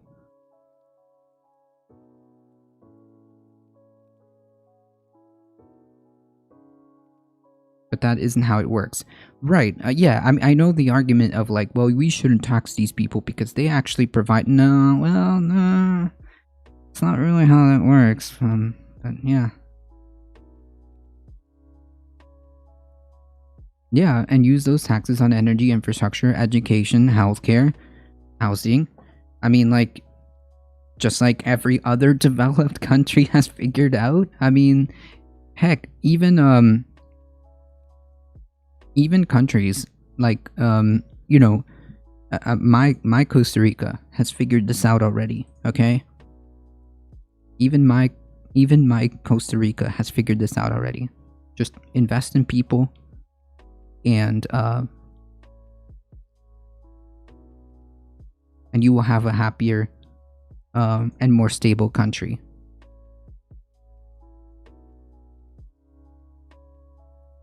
Provide healthcare, provide food, housing, and education. The issue is that somehow taxing people who sell their labor for wages and taxing people for capital gains and dividends got commingled so that the slaves who sell their time on this planet are fighting for the same right as those who own them. Ay. Complex. The point is, there's no reason to fight this. There's no reason to fight this. There's absolutely no reason. Tax the rich. Absolutely. There's a massive difference between capital gains and wages. Yeah. Unbelievable. A trio of centrist House Democrats threw their party's healthcare agenda into disarray on Wednesday by blocking a plan that would have authorized direct government negotiation of drug prices to help pay for the $3.5 trillion social spending bill. Representatives Scott Peters, Kathleen Rice, and Kurt Schrader joined the Republicans in voting against the leadership-packed drug pricing language at the end of a 3-day House and Energy Commerce Committee makeup of the sweeping package. The 29-29 tie vote meant the provision could not advance. While another key House panel endorsed the drug pricing plan later on Wednesday, leadership may not have the votes to pass it as part of a larger bill. The public standoff underscores a significant hurdle ahead in securing a near unanimous support for Democrats will need to advance the social spending package. Imagine having the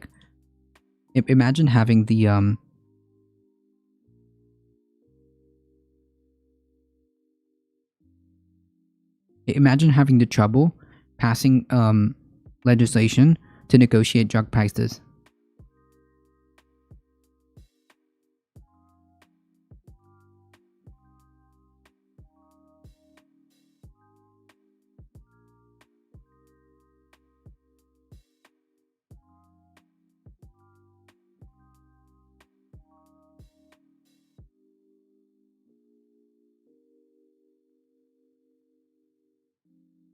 Imagine sitting here and unironically torpedoing a provision to try to negotiate drug prices. Unbelievable. Well, if this is your representative, I highly recommend you call.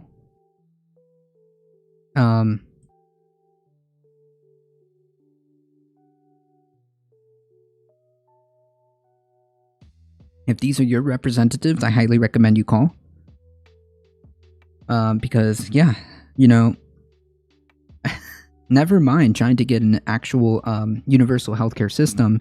Never mind even trying to at the even the mention of a public option. Never mind getting that on the board. We can't even get a provision to negotiate drug prices.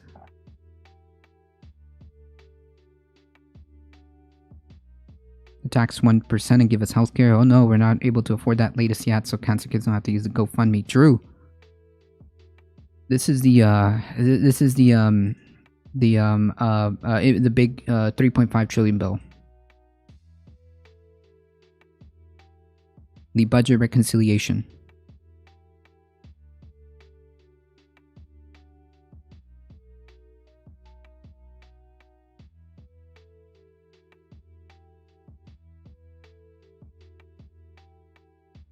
I think it's called Build Back Better Act. Build Back Better.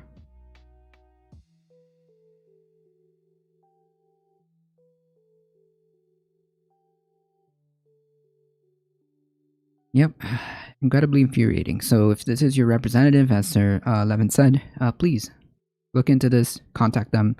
This is unacceptable.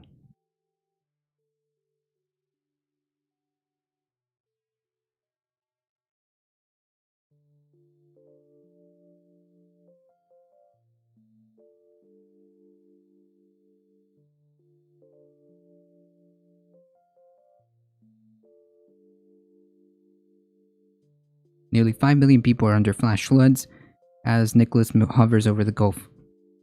Yikes. In case we had any doubts as to the severity of the situation, this is incredibly sad. Millions are under flash flood watches Thursday as post-tropical cyclone Nicholas lingers over the central Gulf Coast, threatening to dump even more rain in the upcoming days. Mind you, we went over parts of the IPCC report yesterday that was very clear. That was very clear when it comes to the increased severity of tropical cyclones. Here we are. Yeah, just being in my mouth and calling it filet. True. The storm also soaked parts of Louisiana, which just got hit by Ida. Ida? Yeah, I believe it's Ida. Mississippi, Alabama, Florida Panhandle, and weakened to a tropical depression located near Marsh Island along the central Louisiana coast. And with winds of 25 miles an hour, Nicholas became a post-tropical cyclone Thursday morning. The National Weather Service said the National Weather Service Weather Prediction Center said. But even after its downgrade, it still brings a possible risk of flash flooding to roughly 5 million people in parts of southeast Louisiana, southern Mississippi, and Alabama, as well as the Florida Panhandle. Please stay safe. Please adhere to any flood watches or any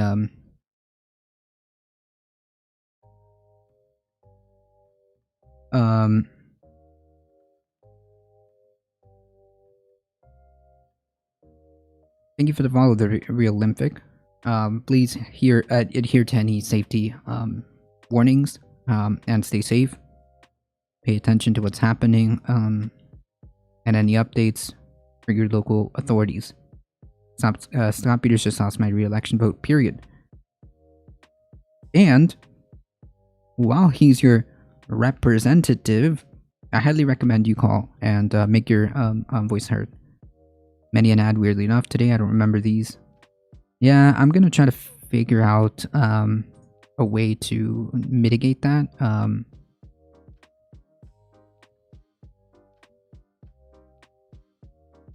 Because there was only supposed to be... there's only supposed to be 2 ads.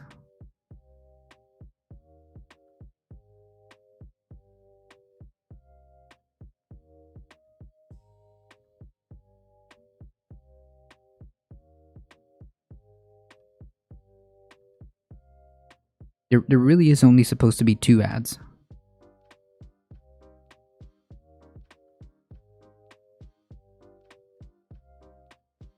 I can't wait for a society without ads. True. There's only supposed to be... Maybe you can get paid to do an ad announcing the ads.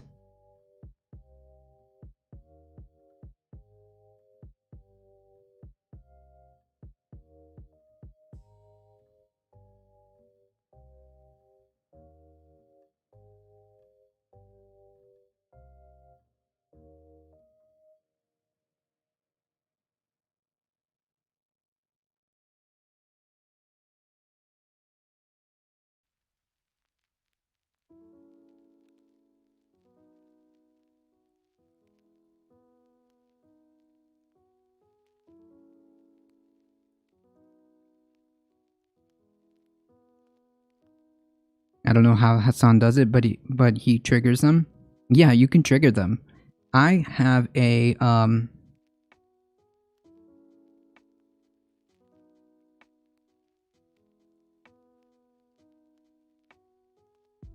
I have a timer. I have a timer that's supposed to make it so that since the stream is about 2-ish hours, I tried to make it so that there's about 2 ads, which gives about at least 50% or more of the stream ad-free.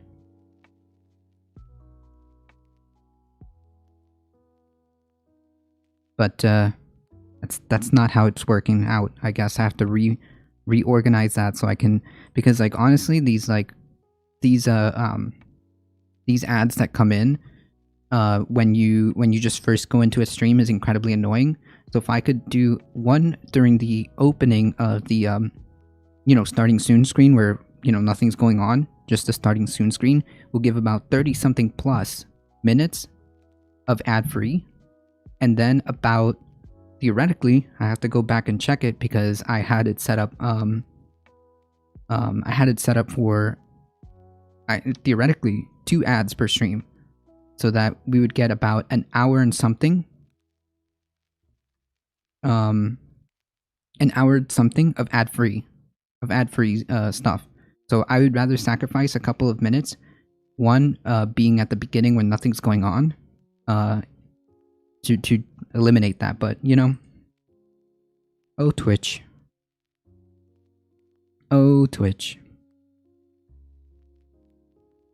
I'd rather play ads when I first load a stream than at random points. Yeah, that's why I have it set up. That's why I have it set up at the beginning, so that once that hits, the last minute and a half of the starting soon screen, technically, theoretically, should be that ad, so that when it comes in, you have 30 plus minutes of ad free of those folks who are coming in as the stream starts, and then towards the middle, you get another to avoid the final part of the stream, which is usually when I start talking about like the climate change and all that other stuff, to be ad-free for those folks that are coming in.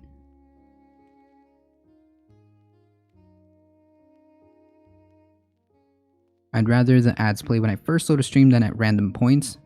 Oh, so you actually prefer the intro ads? I don't know. I it's a personal thing, but I prefer to just know that an ad is coming towards the middle and at the beginning of the stream, and that's it.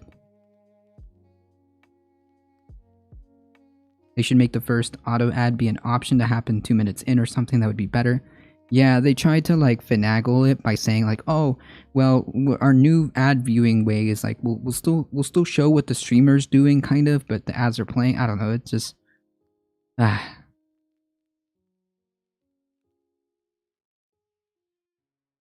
personally get annoyed with the intro ads. Just me personally. This isn't like, it's just me personally. I like your coming soon stream. It's nice to have that timer and chill vibes. True, that's the point. Intro ads make me not want to click just to see what's going on with the stream. True. Sometimes that is true. Yeah. I want to pop in and see what's up. And see if I want to stay. The intro ads make me want to scream. True. Alright, so it seems like it's It just depends. Me personally, I don't like the intro ads, so that being said, I try to avoid them by playing my own ads in two places at the stream, so we get the most so that we get two huge chunks of the stream that are ad free. I wish that I knew when the ads were playing for viewers so I can stop and wait for them to be able to stay part of the combo. Yeah, I mean, usually I'll say I'm taking a quick break, but like this was supposed to be automatic or the half point of the stream, and then now I'm realizing that the timer on this is way off.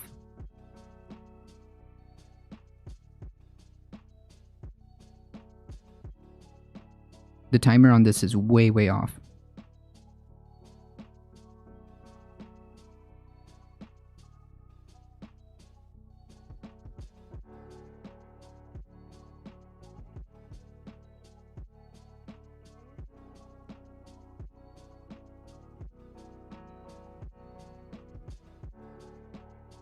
In Ben's stream, I must have gotten hit with 10 ads. Oh no! Jesus Christ. Wait. Yesterday I had to sit through an anti-vax ad while waiting to enter a commie stream. Oof. Wait. Whoa. Thandera, there's a fire in DC right now. Can you please like post that? Or send it to me, I should say. Send it to me in whispers, please. Indrads, yeah, true.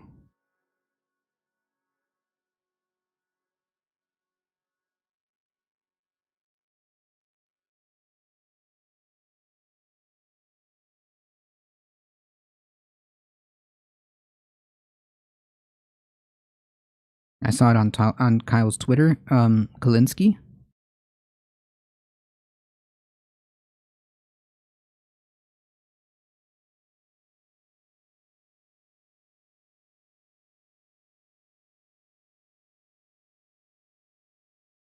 He's in some anti-vax movie. Oh boy.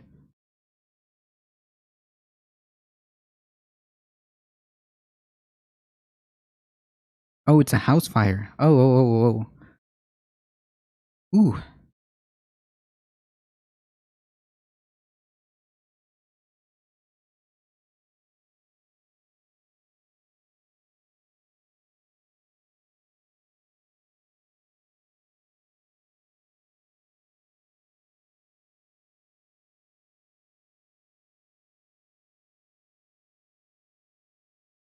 Oh, okay. Well, yeah, I mean, same, but, you know, I try to avoid that. I try to avoid the ads as much as possible.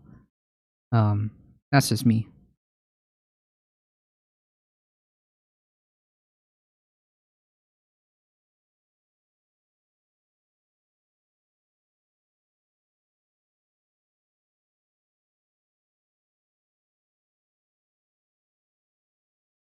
We used to call them commercial breaks. True. All right, folks. It is 11 o'clock. So we gotta get this ball rolling. TLDR, just another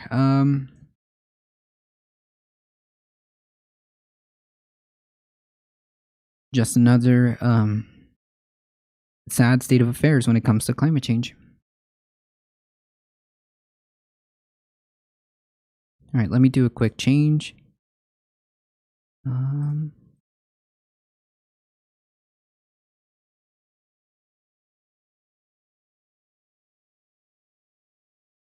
Yikes.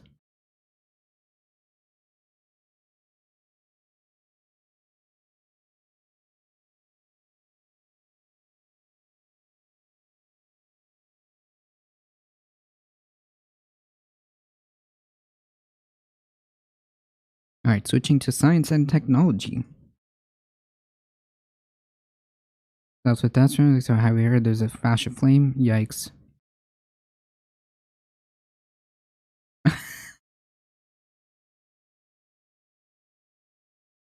Yikes.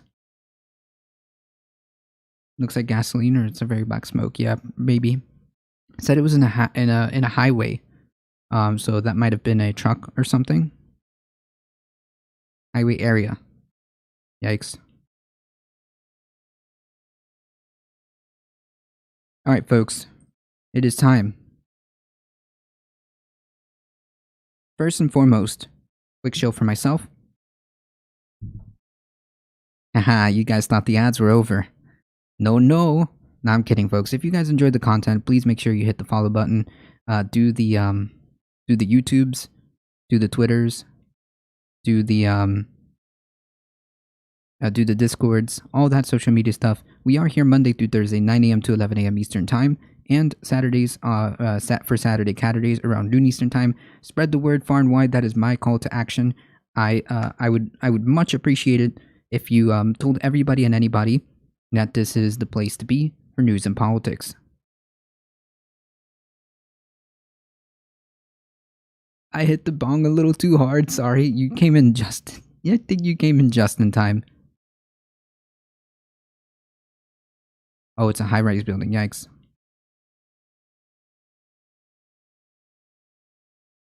Is that when we play with cats? There is a guaranteed kitty cat on stream. That's for sure.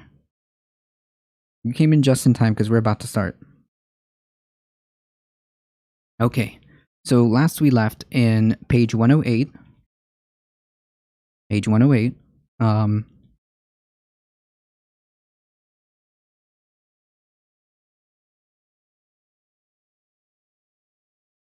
We talked about all the different areas, and I think we covered every region. We are now covering the urban areas. This is the IPCC report, technical summary. With global warming, urban areas and cities will be affected by more frequent occurrences of extreme climate events, such as heat waves. The building under construction, so it's a... Oh, yikes. No way I can stay awake through this. Stay safe, y'all. No problem. Thank you so much for stopping by. Appreciate that, Quinn Better. With global warming, urban areas and cities will be affected by more frequent occurrence of extreme climate events such as heat waves with more hot days and warm nights, as well as sea level rise and increase in tropical cyclone storm surge, rainfall intensity that will increase the probability of coastal city flooding, high confidence. Urban areas have special interactions with the climate system, for instance, in the term of heat islands and altering the water cycle, and thereby will be more affected by extreme climate events such as extreme heat, high confidence. With global warming, increasing relative sea level compounded by increasing tropical cyclone storm surge and rainfall intensity will increase the probability of coastal city flooding, high confidence. Arctic coastal sediments are particularly exposed to climate change due to sea ice retreat, high confidence. Improvements in urban climate modeling and climate monitoring networks have contributed to understanding the mutual interaction between regional and urban climate, high confidence. Oh boy. Despite having a negligible effect on global surface temperature, high confidence urbanization has exacerbated the effects of global warming through its contribution to the observed warming trend in our near cities, particularly in annual mean minimum temperature, very high confidence, and increases in mean and extreme precipitation over and downwind of the city, especially in the afternoon and early evening, medium confidence. Combining climate change projections with urban growth scenarios, future urbanization will amplify very high confidence the projected local air temperature increase, particularly by strong influence on minimum temperatures, which is approximately comparable in magnitude to global warming, high confidence.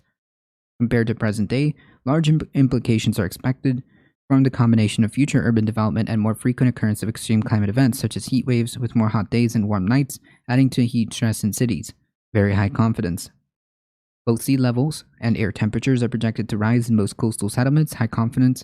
There's high confidence in an increase in pluvial flood, potentially in urban areas with extreme precipitation is projected to increase, especially at high global warming levels.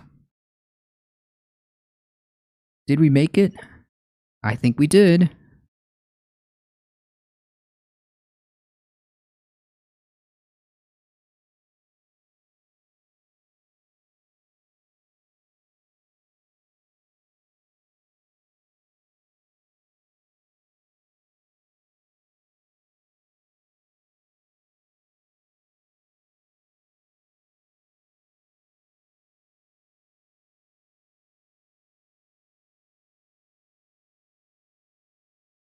Yikes.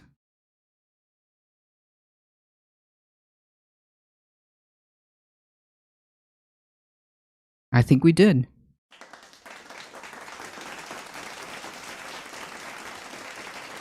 So all these pages following are all the tables that have been referenced, I believe, in these in this technical summary are all located down here.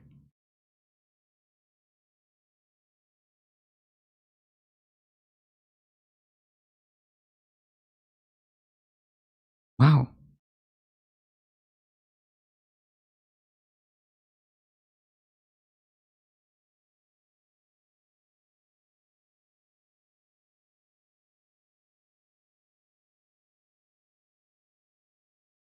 Climate change is already affecting every region across the globe, with many observed changes in extreme, which is all the stuff that we went through, region by region, which is why it sounded like I was repeating myself over and over and over again for the different regions of the world.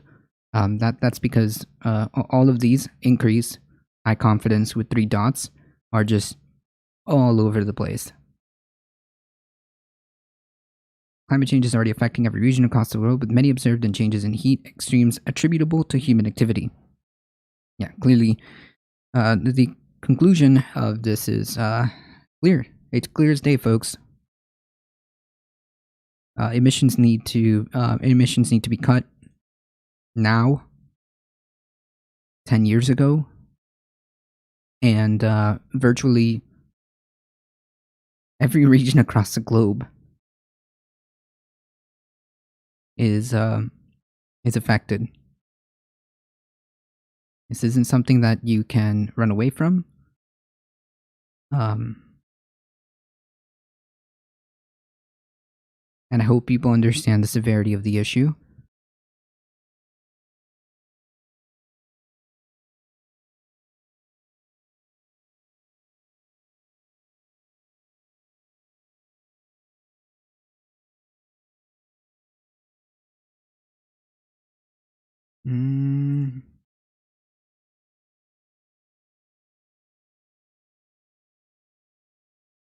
Oh no. One of my representatives got arrested and took a handcuff key to jail? I don't believe that. Wow. Wow. Was it like a local representative? Yeah, it must be a state representative, right?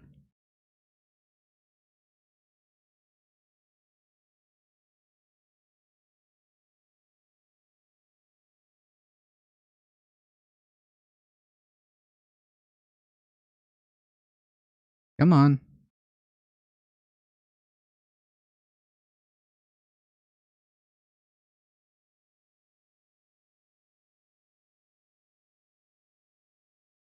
Ah.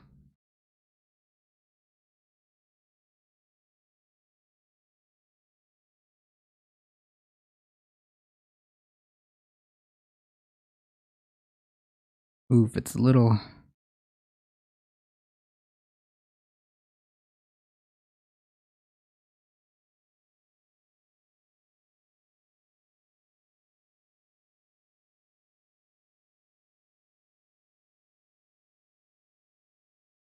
It's a little fuzzy, but we'll see if we can open it here. And we'll see. If not, we'll try to read it with the preview here.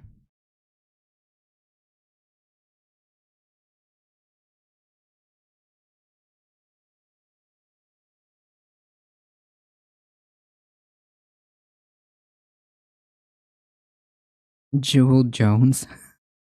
Wow. Unbelievable.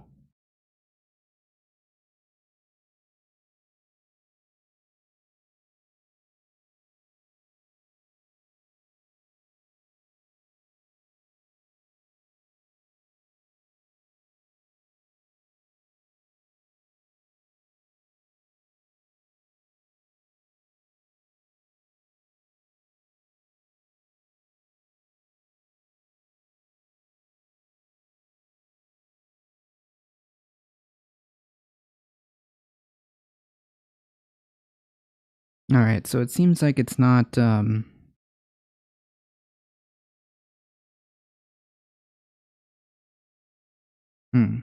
Okay. Well, I mean, I can read it. I don't know if you guys can, but I can read it. Fine. Um,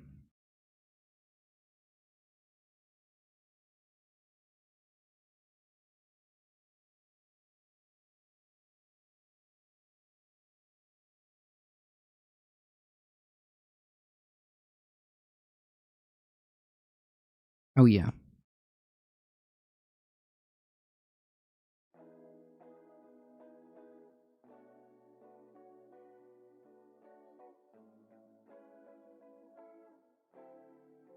I forgot he's anti-vax and he's a Dem. Yikes. If you guys want actually to take this here.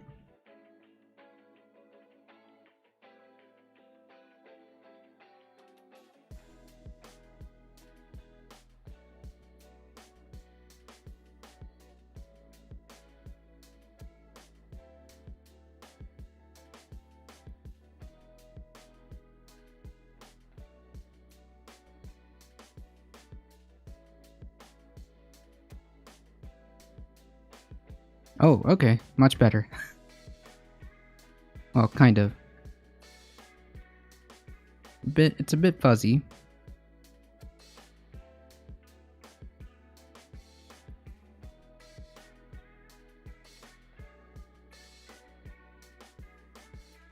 It's a bit fuzzy, but we'll take it.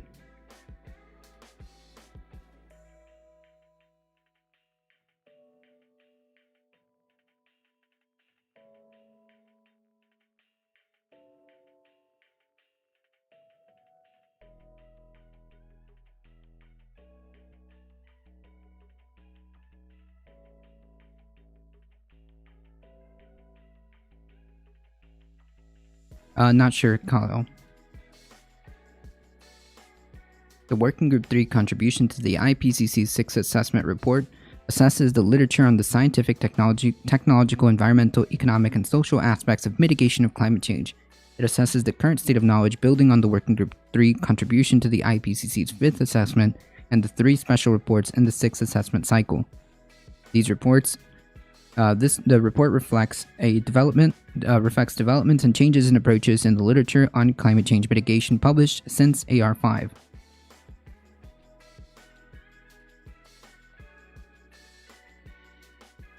A change in global landscape since AR5. The development of the literature reflects the goals of the Paris Agreement and its novel governance structure and the UN 2030 Agenda for Sustainable Development. Literature further highlights the growing role of non-state actors such as cities, businesses, transnational initiatives, and public-private entities in the global effort to address climate change. It draws attention to the falling cost of low-carbon technologies and evolving role of international cooperation, finance, and innovation. An emerging literature addresses the global spread of climate policies and the growing number of developed countries with sustained reductions in greenhouse gas emissions and the mitigation challenges and opportunities posed by the COVID pandemic. Close linkages between climate mitigation, development pathways, and pursuit of sustainable development goals. The literature shows that the risk and co-benefits of mitigation action differ according to the stages of development and national capabilities. Choices of development pathways affect the portfolio of available mitigation options. The feasibility and cost of limiting emissions to any given level depend on both underlying the development pathways and choices made about enabling conditions. Climate change mitigation framed in the context of sustainable development, equity, and poverty eradication and rooted in the development aspirations of the economy and society within which they take place is likely to be more acceptable, durable, and effective. Yeah, I mean, this is it right here. Climate change mitigation framed in the context of sustainable development, equity, poverty eradication. In other words, try to frame this as an economic plan and rooted in development of aspirations of the economy and society within they take place is likely more acceptable and durable and effective. Is a way, and I imagine this is aimed more at like how we handle the political landscape, which makes sense. Ah, I see. So animal rebellion, extinction rebellion, scientist rebellion. Interesting. In addition to the well-established sectoral and system chapters, listed here, 6, 7, 8, 9, 10, 11, and 12, the report includes for the first time chapters dedicated to demand, services, and social aspects of mitigation, and innovation, technology development, and transfer. The assessment of future pathways combine a near to medium future perspective up to 2050, including ways of shifting development pathways towards sustainability and a long-term global perspective up to 2100. Collaboration between working groups is reflected in cross-working group boxes which address topics such as the economic benefits from the avoided impact along long-term mitigation pathways, cities, and climate change, and mitigation and adaptation via the bioeconomy.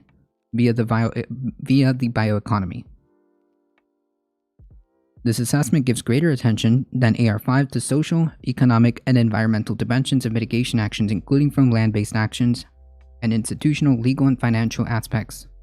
Broader, more diverse analytic frameworks and multiple disciplines. This report identifies multiple analytic frameworks relevant to assessing the drivers and barriers to and options for mitigation action. These include economic and environmental efficiency, ethics and equity, innovation and transition dynamics, and psychology and sociology and political science. These help to identify and explain synergies and trade-off, challenges, and windows of opportunity, including for just transitions at national and global levels. Accelerating the response. The climate risks assessed by Working Group 1 and 2 have increased since AR5, contributing to by rising global GHG emissions up to 2018, limiting global warming costs effectively to 1.5 degrees Celsius above pre-industrial levels or to likely below 2 degrees Celsius, implies that global carbon dioxide emissions peak before 2025 and reach net zero in the third quarter of the century.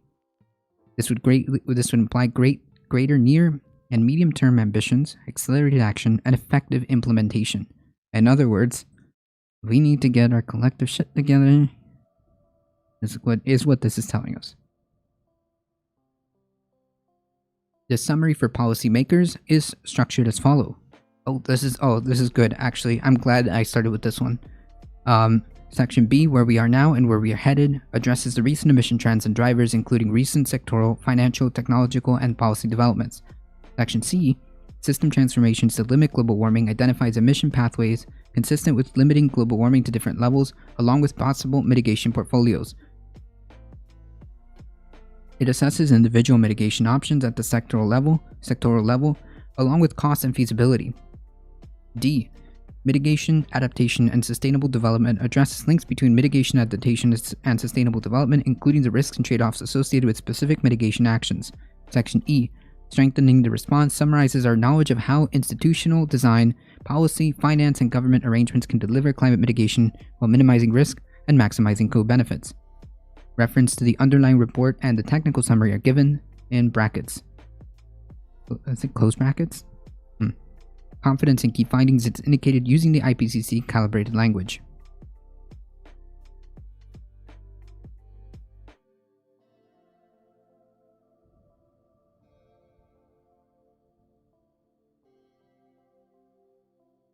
Cool.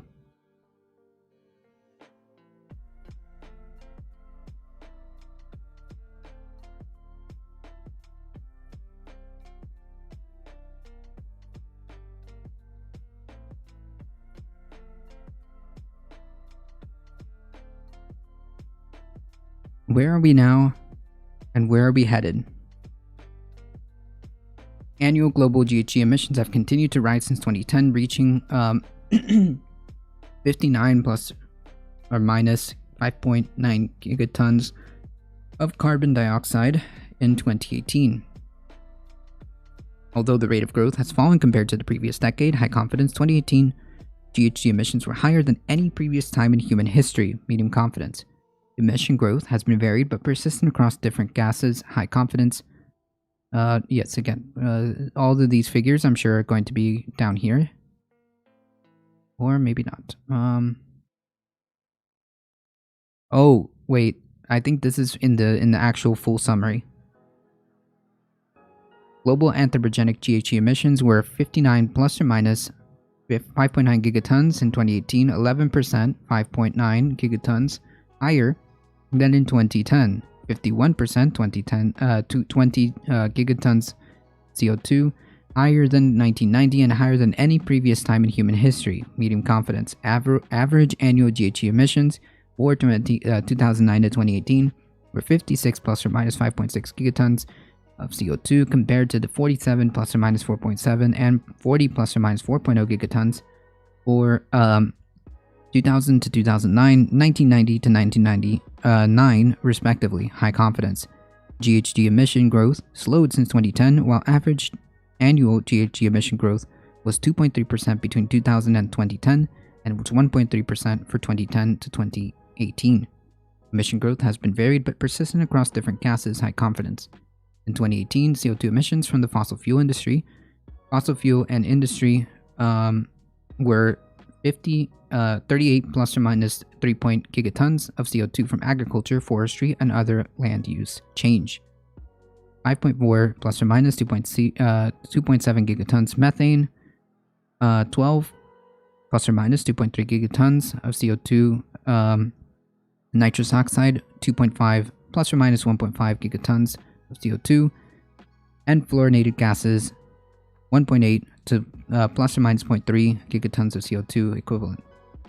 While F-gas levels and CO2 emissions from fossil fuel and industry have grown by 430% and 66% between 1990 and 2018, emissions increased by 25% and 28% for methane and nitrous oxide.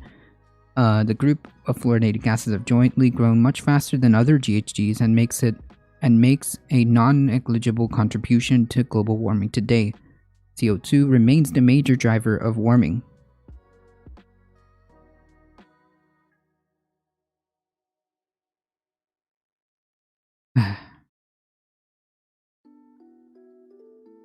Net cumulative emissions of CO2 remain dominant driver of global warming from human activities. Between 1850 and 2018, total cumulative CO2 emissions from fossil fuel and industry and AFOLU were 2,400 plus or minus 390 gigatons of CO2. About 980 plus or minus 98 gigatons of CO2 have been added to the atmosphere since 1990, with about 330 plus or minus 31 gigatons of CO2 added since AR5. Jesus Christ.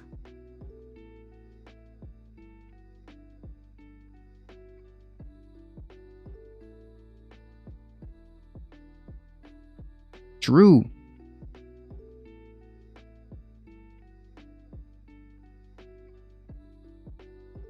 Your words are always important, Madame Defarge. True. The global COVID pandemic has led to a stark drop in CO2 emissions from fossil fuel and industry. Medium confidence preliminary data for 2020 suggested a decrease in fossil fuel and industry CO2 emissions relative to 2019, about 7%, 2.7 to 13%, or about 3 gigatons of CO2. But emission growth has picked up with economic activity again since April of 2020. What we found from the previous one is that it basically negated that. Yikes. Yikes. Just a straight up. This is not the line that you want to go up.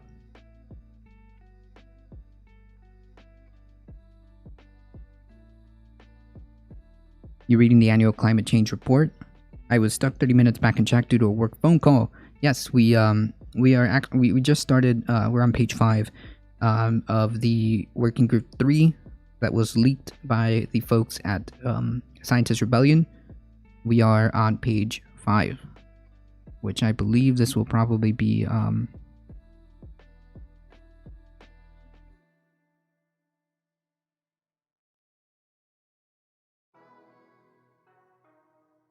this will probably be here.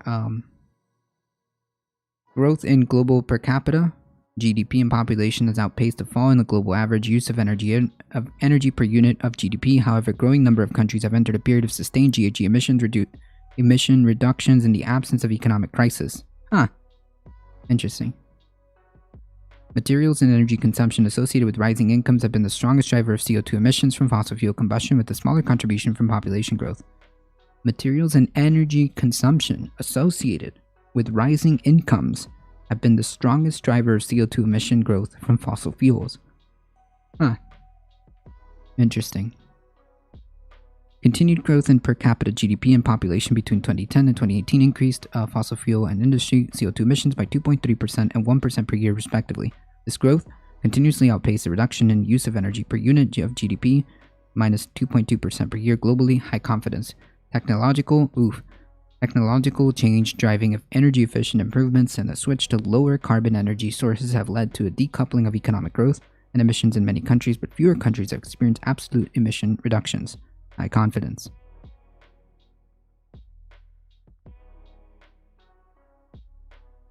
All right. Page 6. This is where, Jesus. Trends in regional greenhouse gas emissions. Yikes. Alright, folks. It is just about that time. I do appreciate all of you guys joining here today. Thank you guys for sticking around. If you guys enjoy the content, don't forget to follow. Don't forget to spread the word far and wide. That is my biggest ask. My biggest ask of you guys is please spread the word far and wide. We are here Monday through Thursday, 9 a.m. to 11 a.m. Eastern Time, and Saturdays for Saturday Catterdays. I appreciate you guys hanging out here. Don't forget to subscribe to the YouTubes, the Twitters, follow the Twitters, join the Discord, follow us here. Let me see if I do this right. Yeah, join the Discords. Thanks for the stream. Thank you for hanging out. And follow these wonderful folks here in the Diamonds. I appreciate all of the support. Thank you for all the follows. Thank you, Stupka. Thank you, Surfer McGritty, for the raid. I appreciate all the support. You guys are what makes the stream go. Oh yes, I will. Misinformation. Thanks for the follow. I appreciate that. I'll check that. Actually, I'm sorry I missed it. I'll check that, Whisper. As always, please stay safe. Please take care of each other. Love y'all, and I hope to see you guys in the next stream. See ya.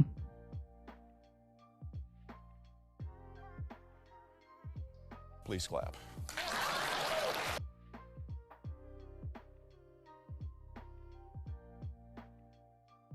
Hang tight, folks.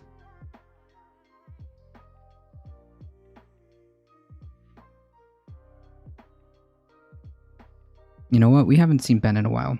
I always love seeing you around in chats, and you're always welcome on Awesome When I Catch Your Stream. Thank you. I appreciate that. Alright, folks. We're heading out in 5, 4, 3, 2, 1. Here we go. Please clap.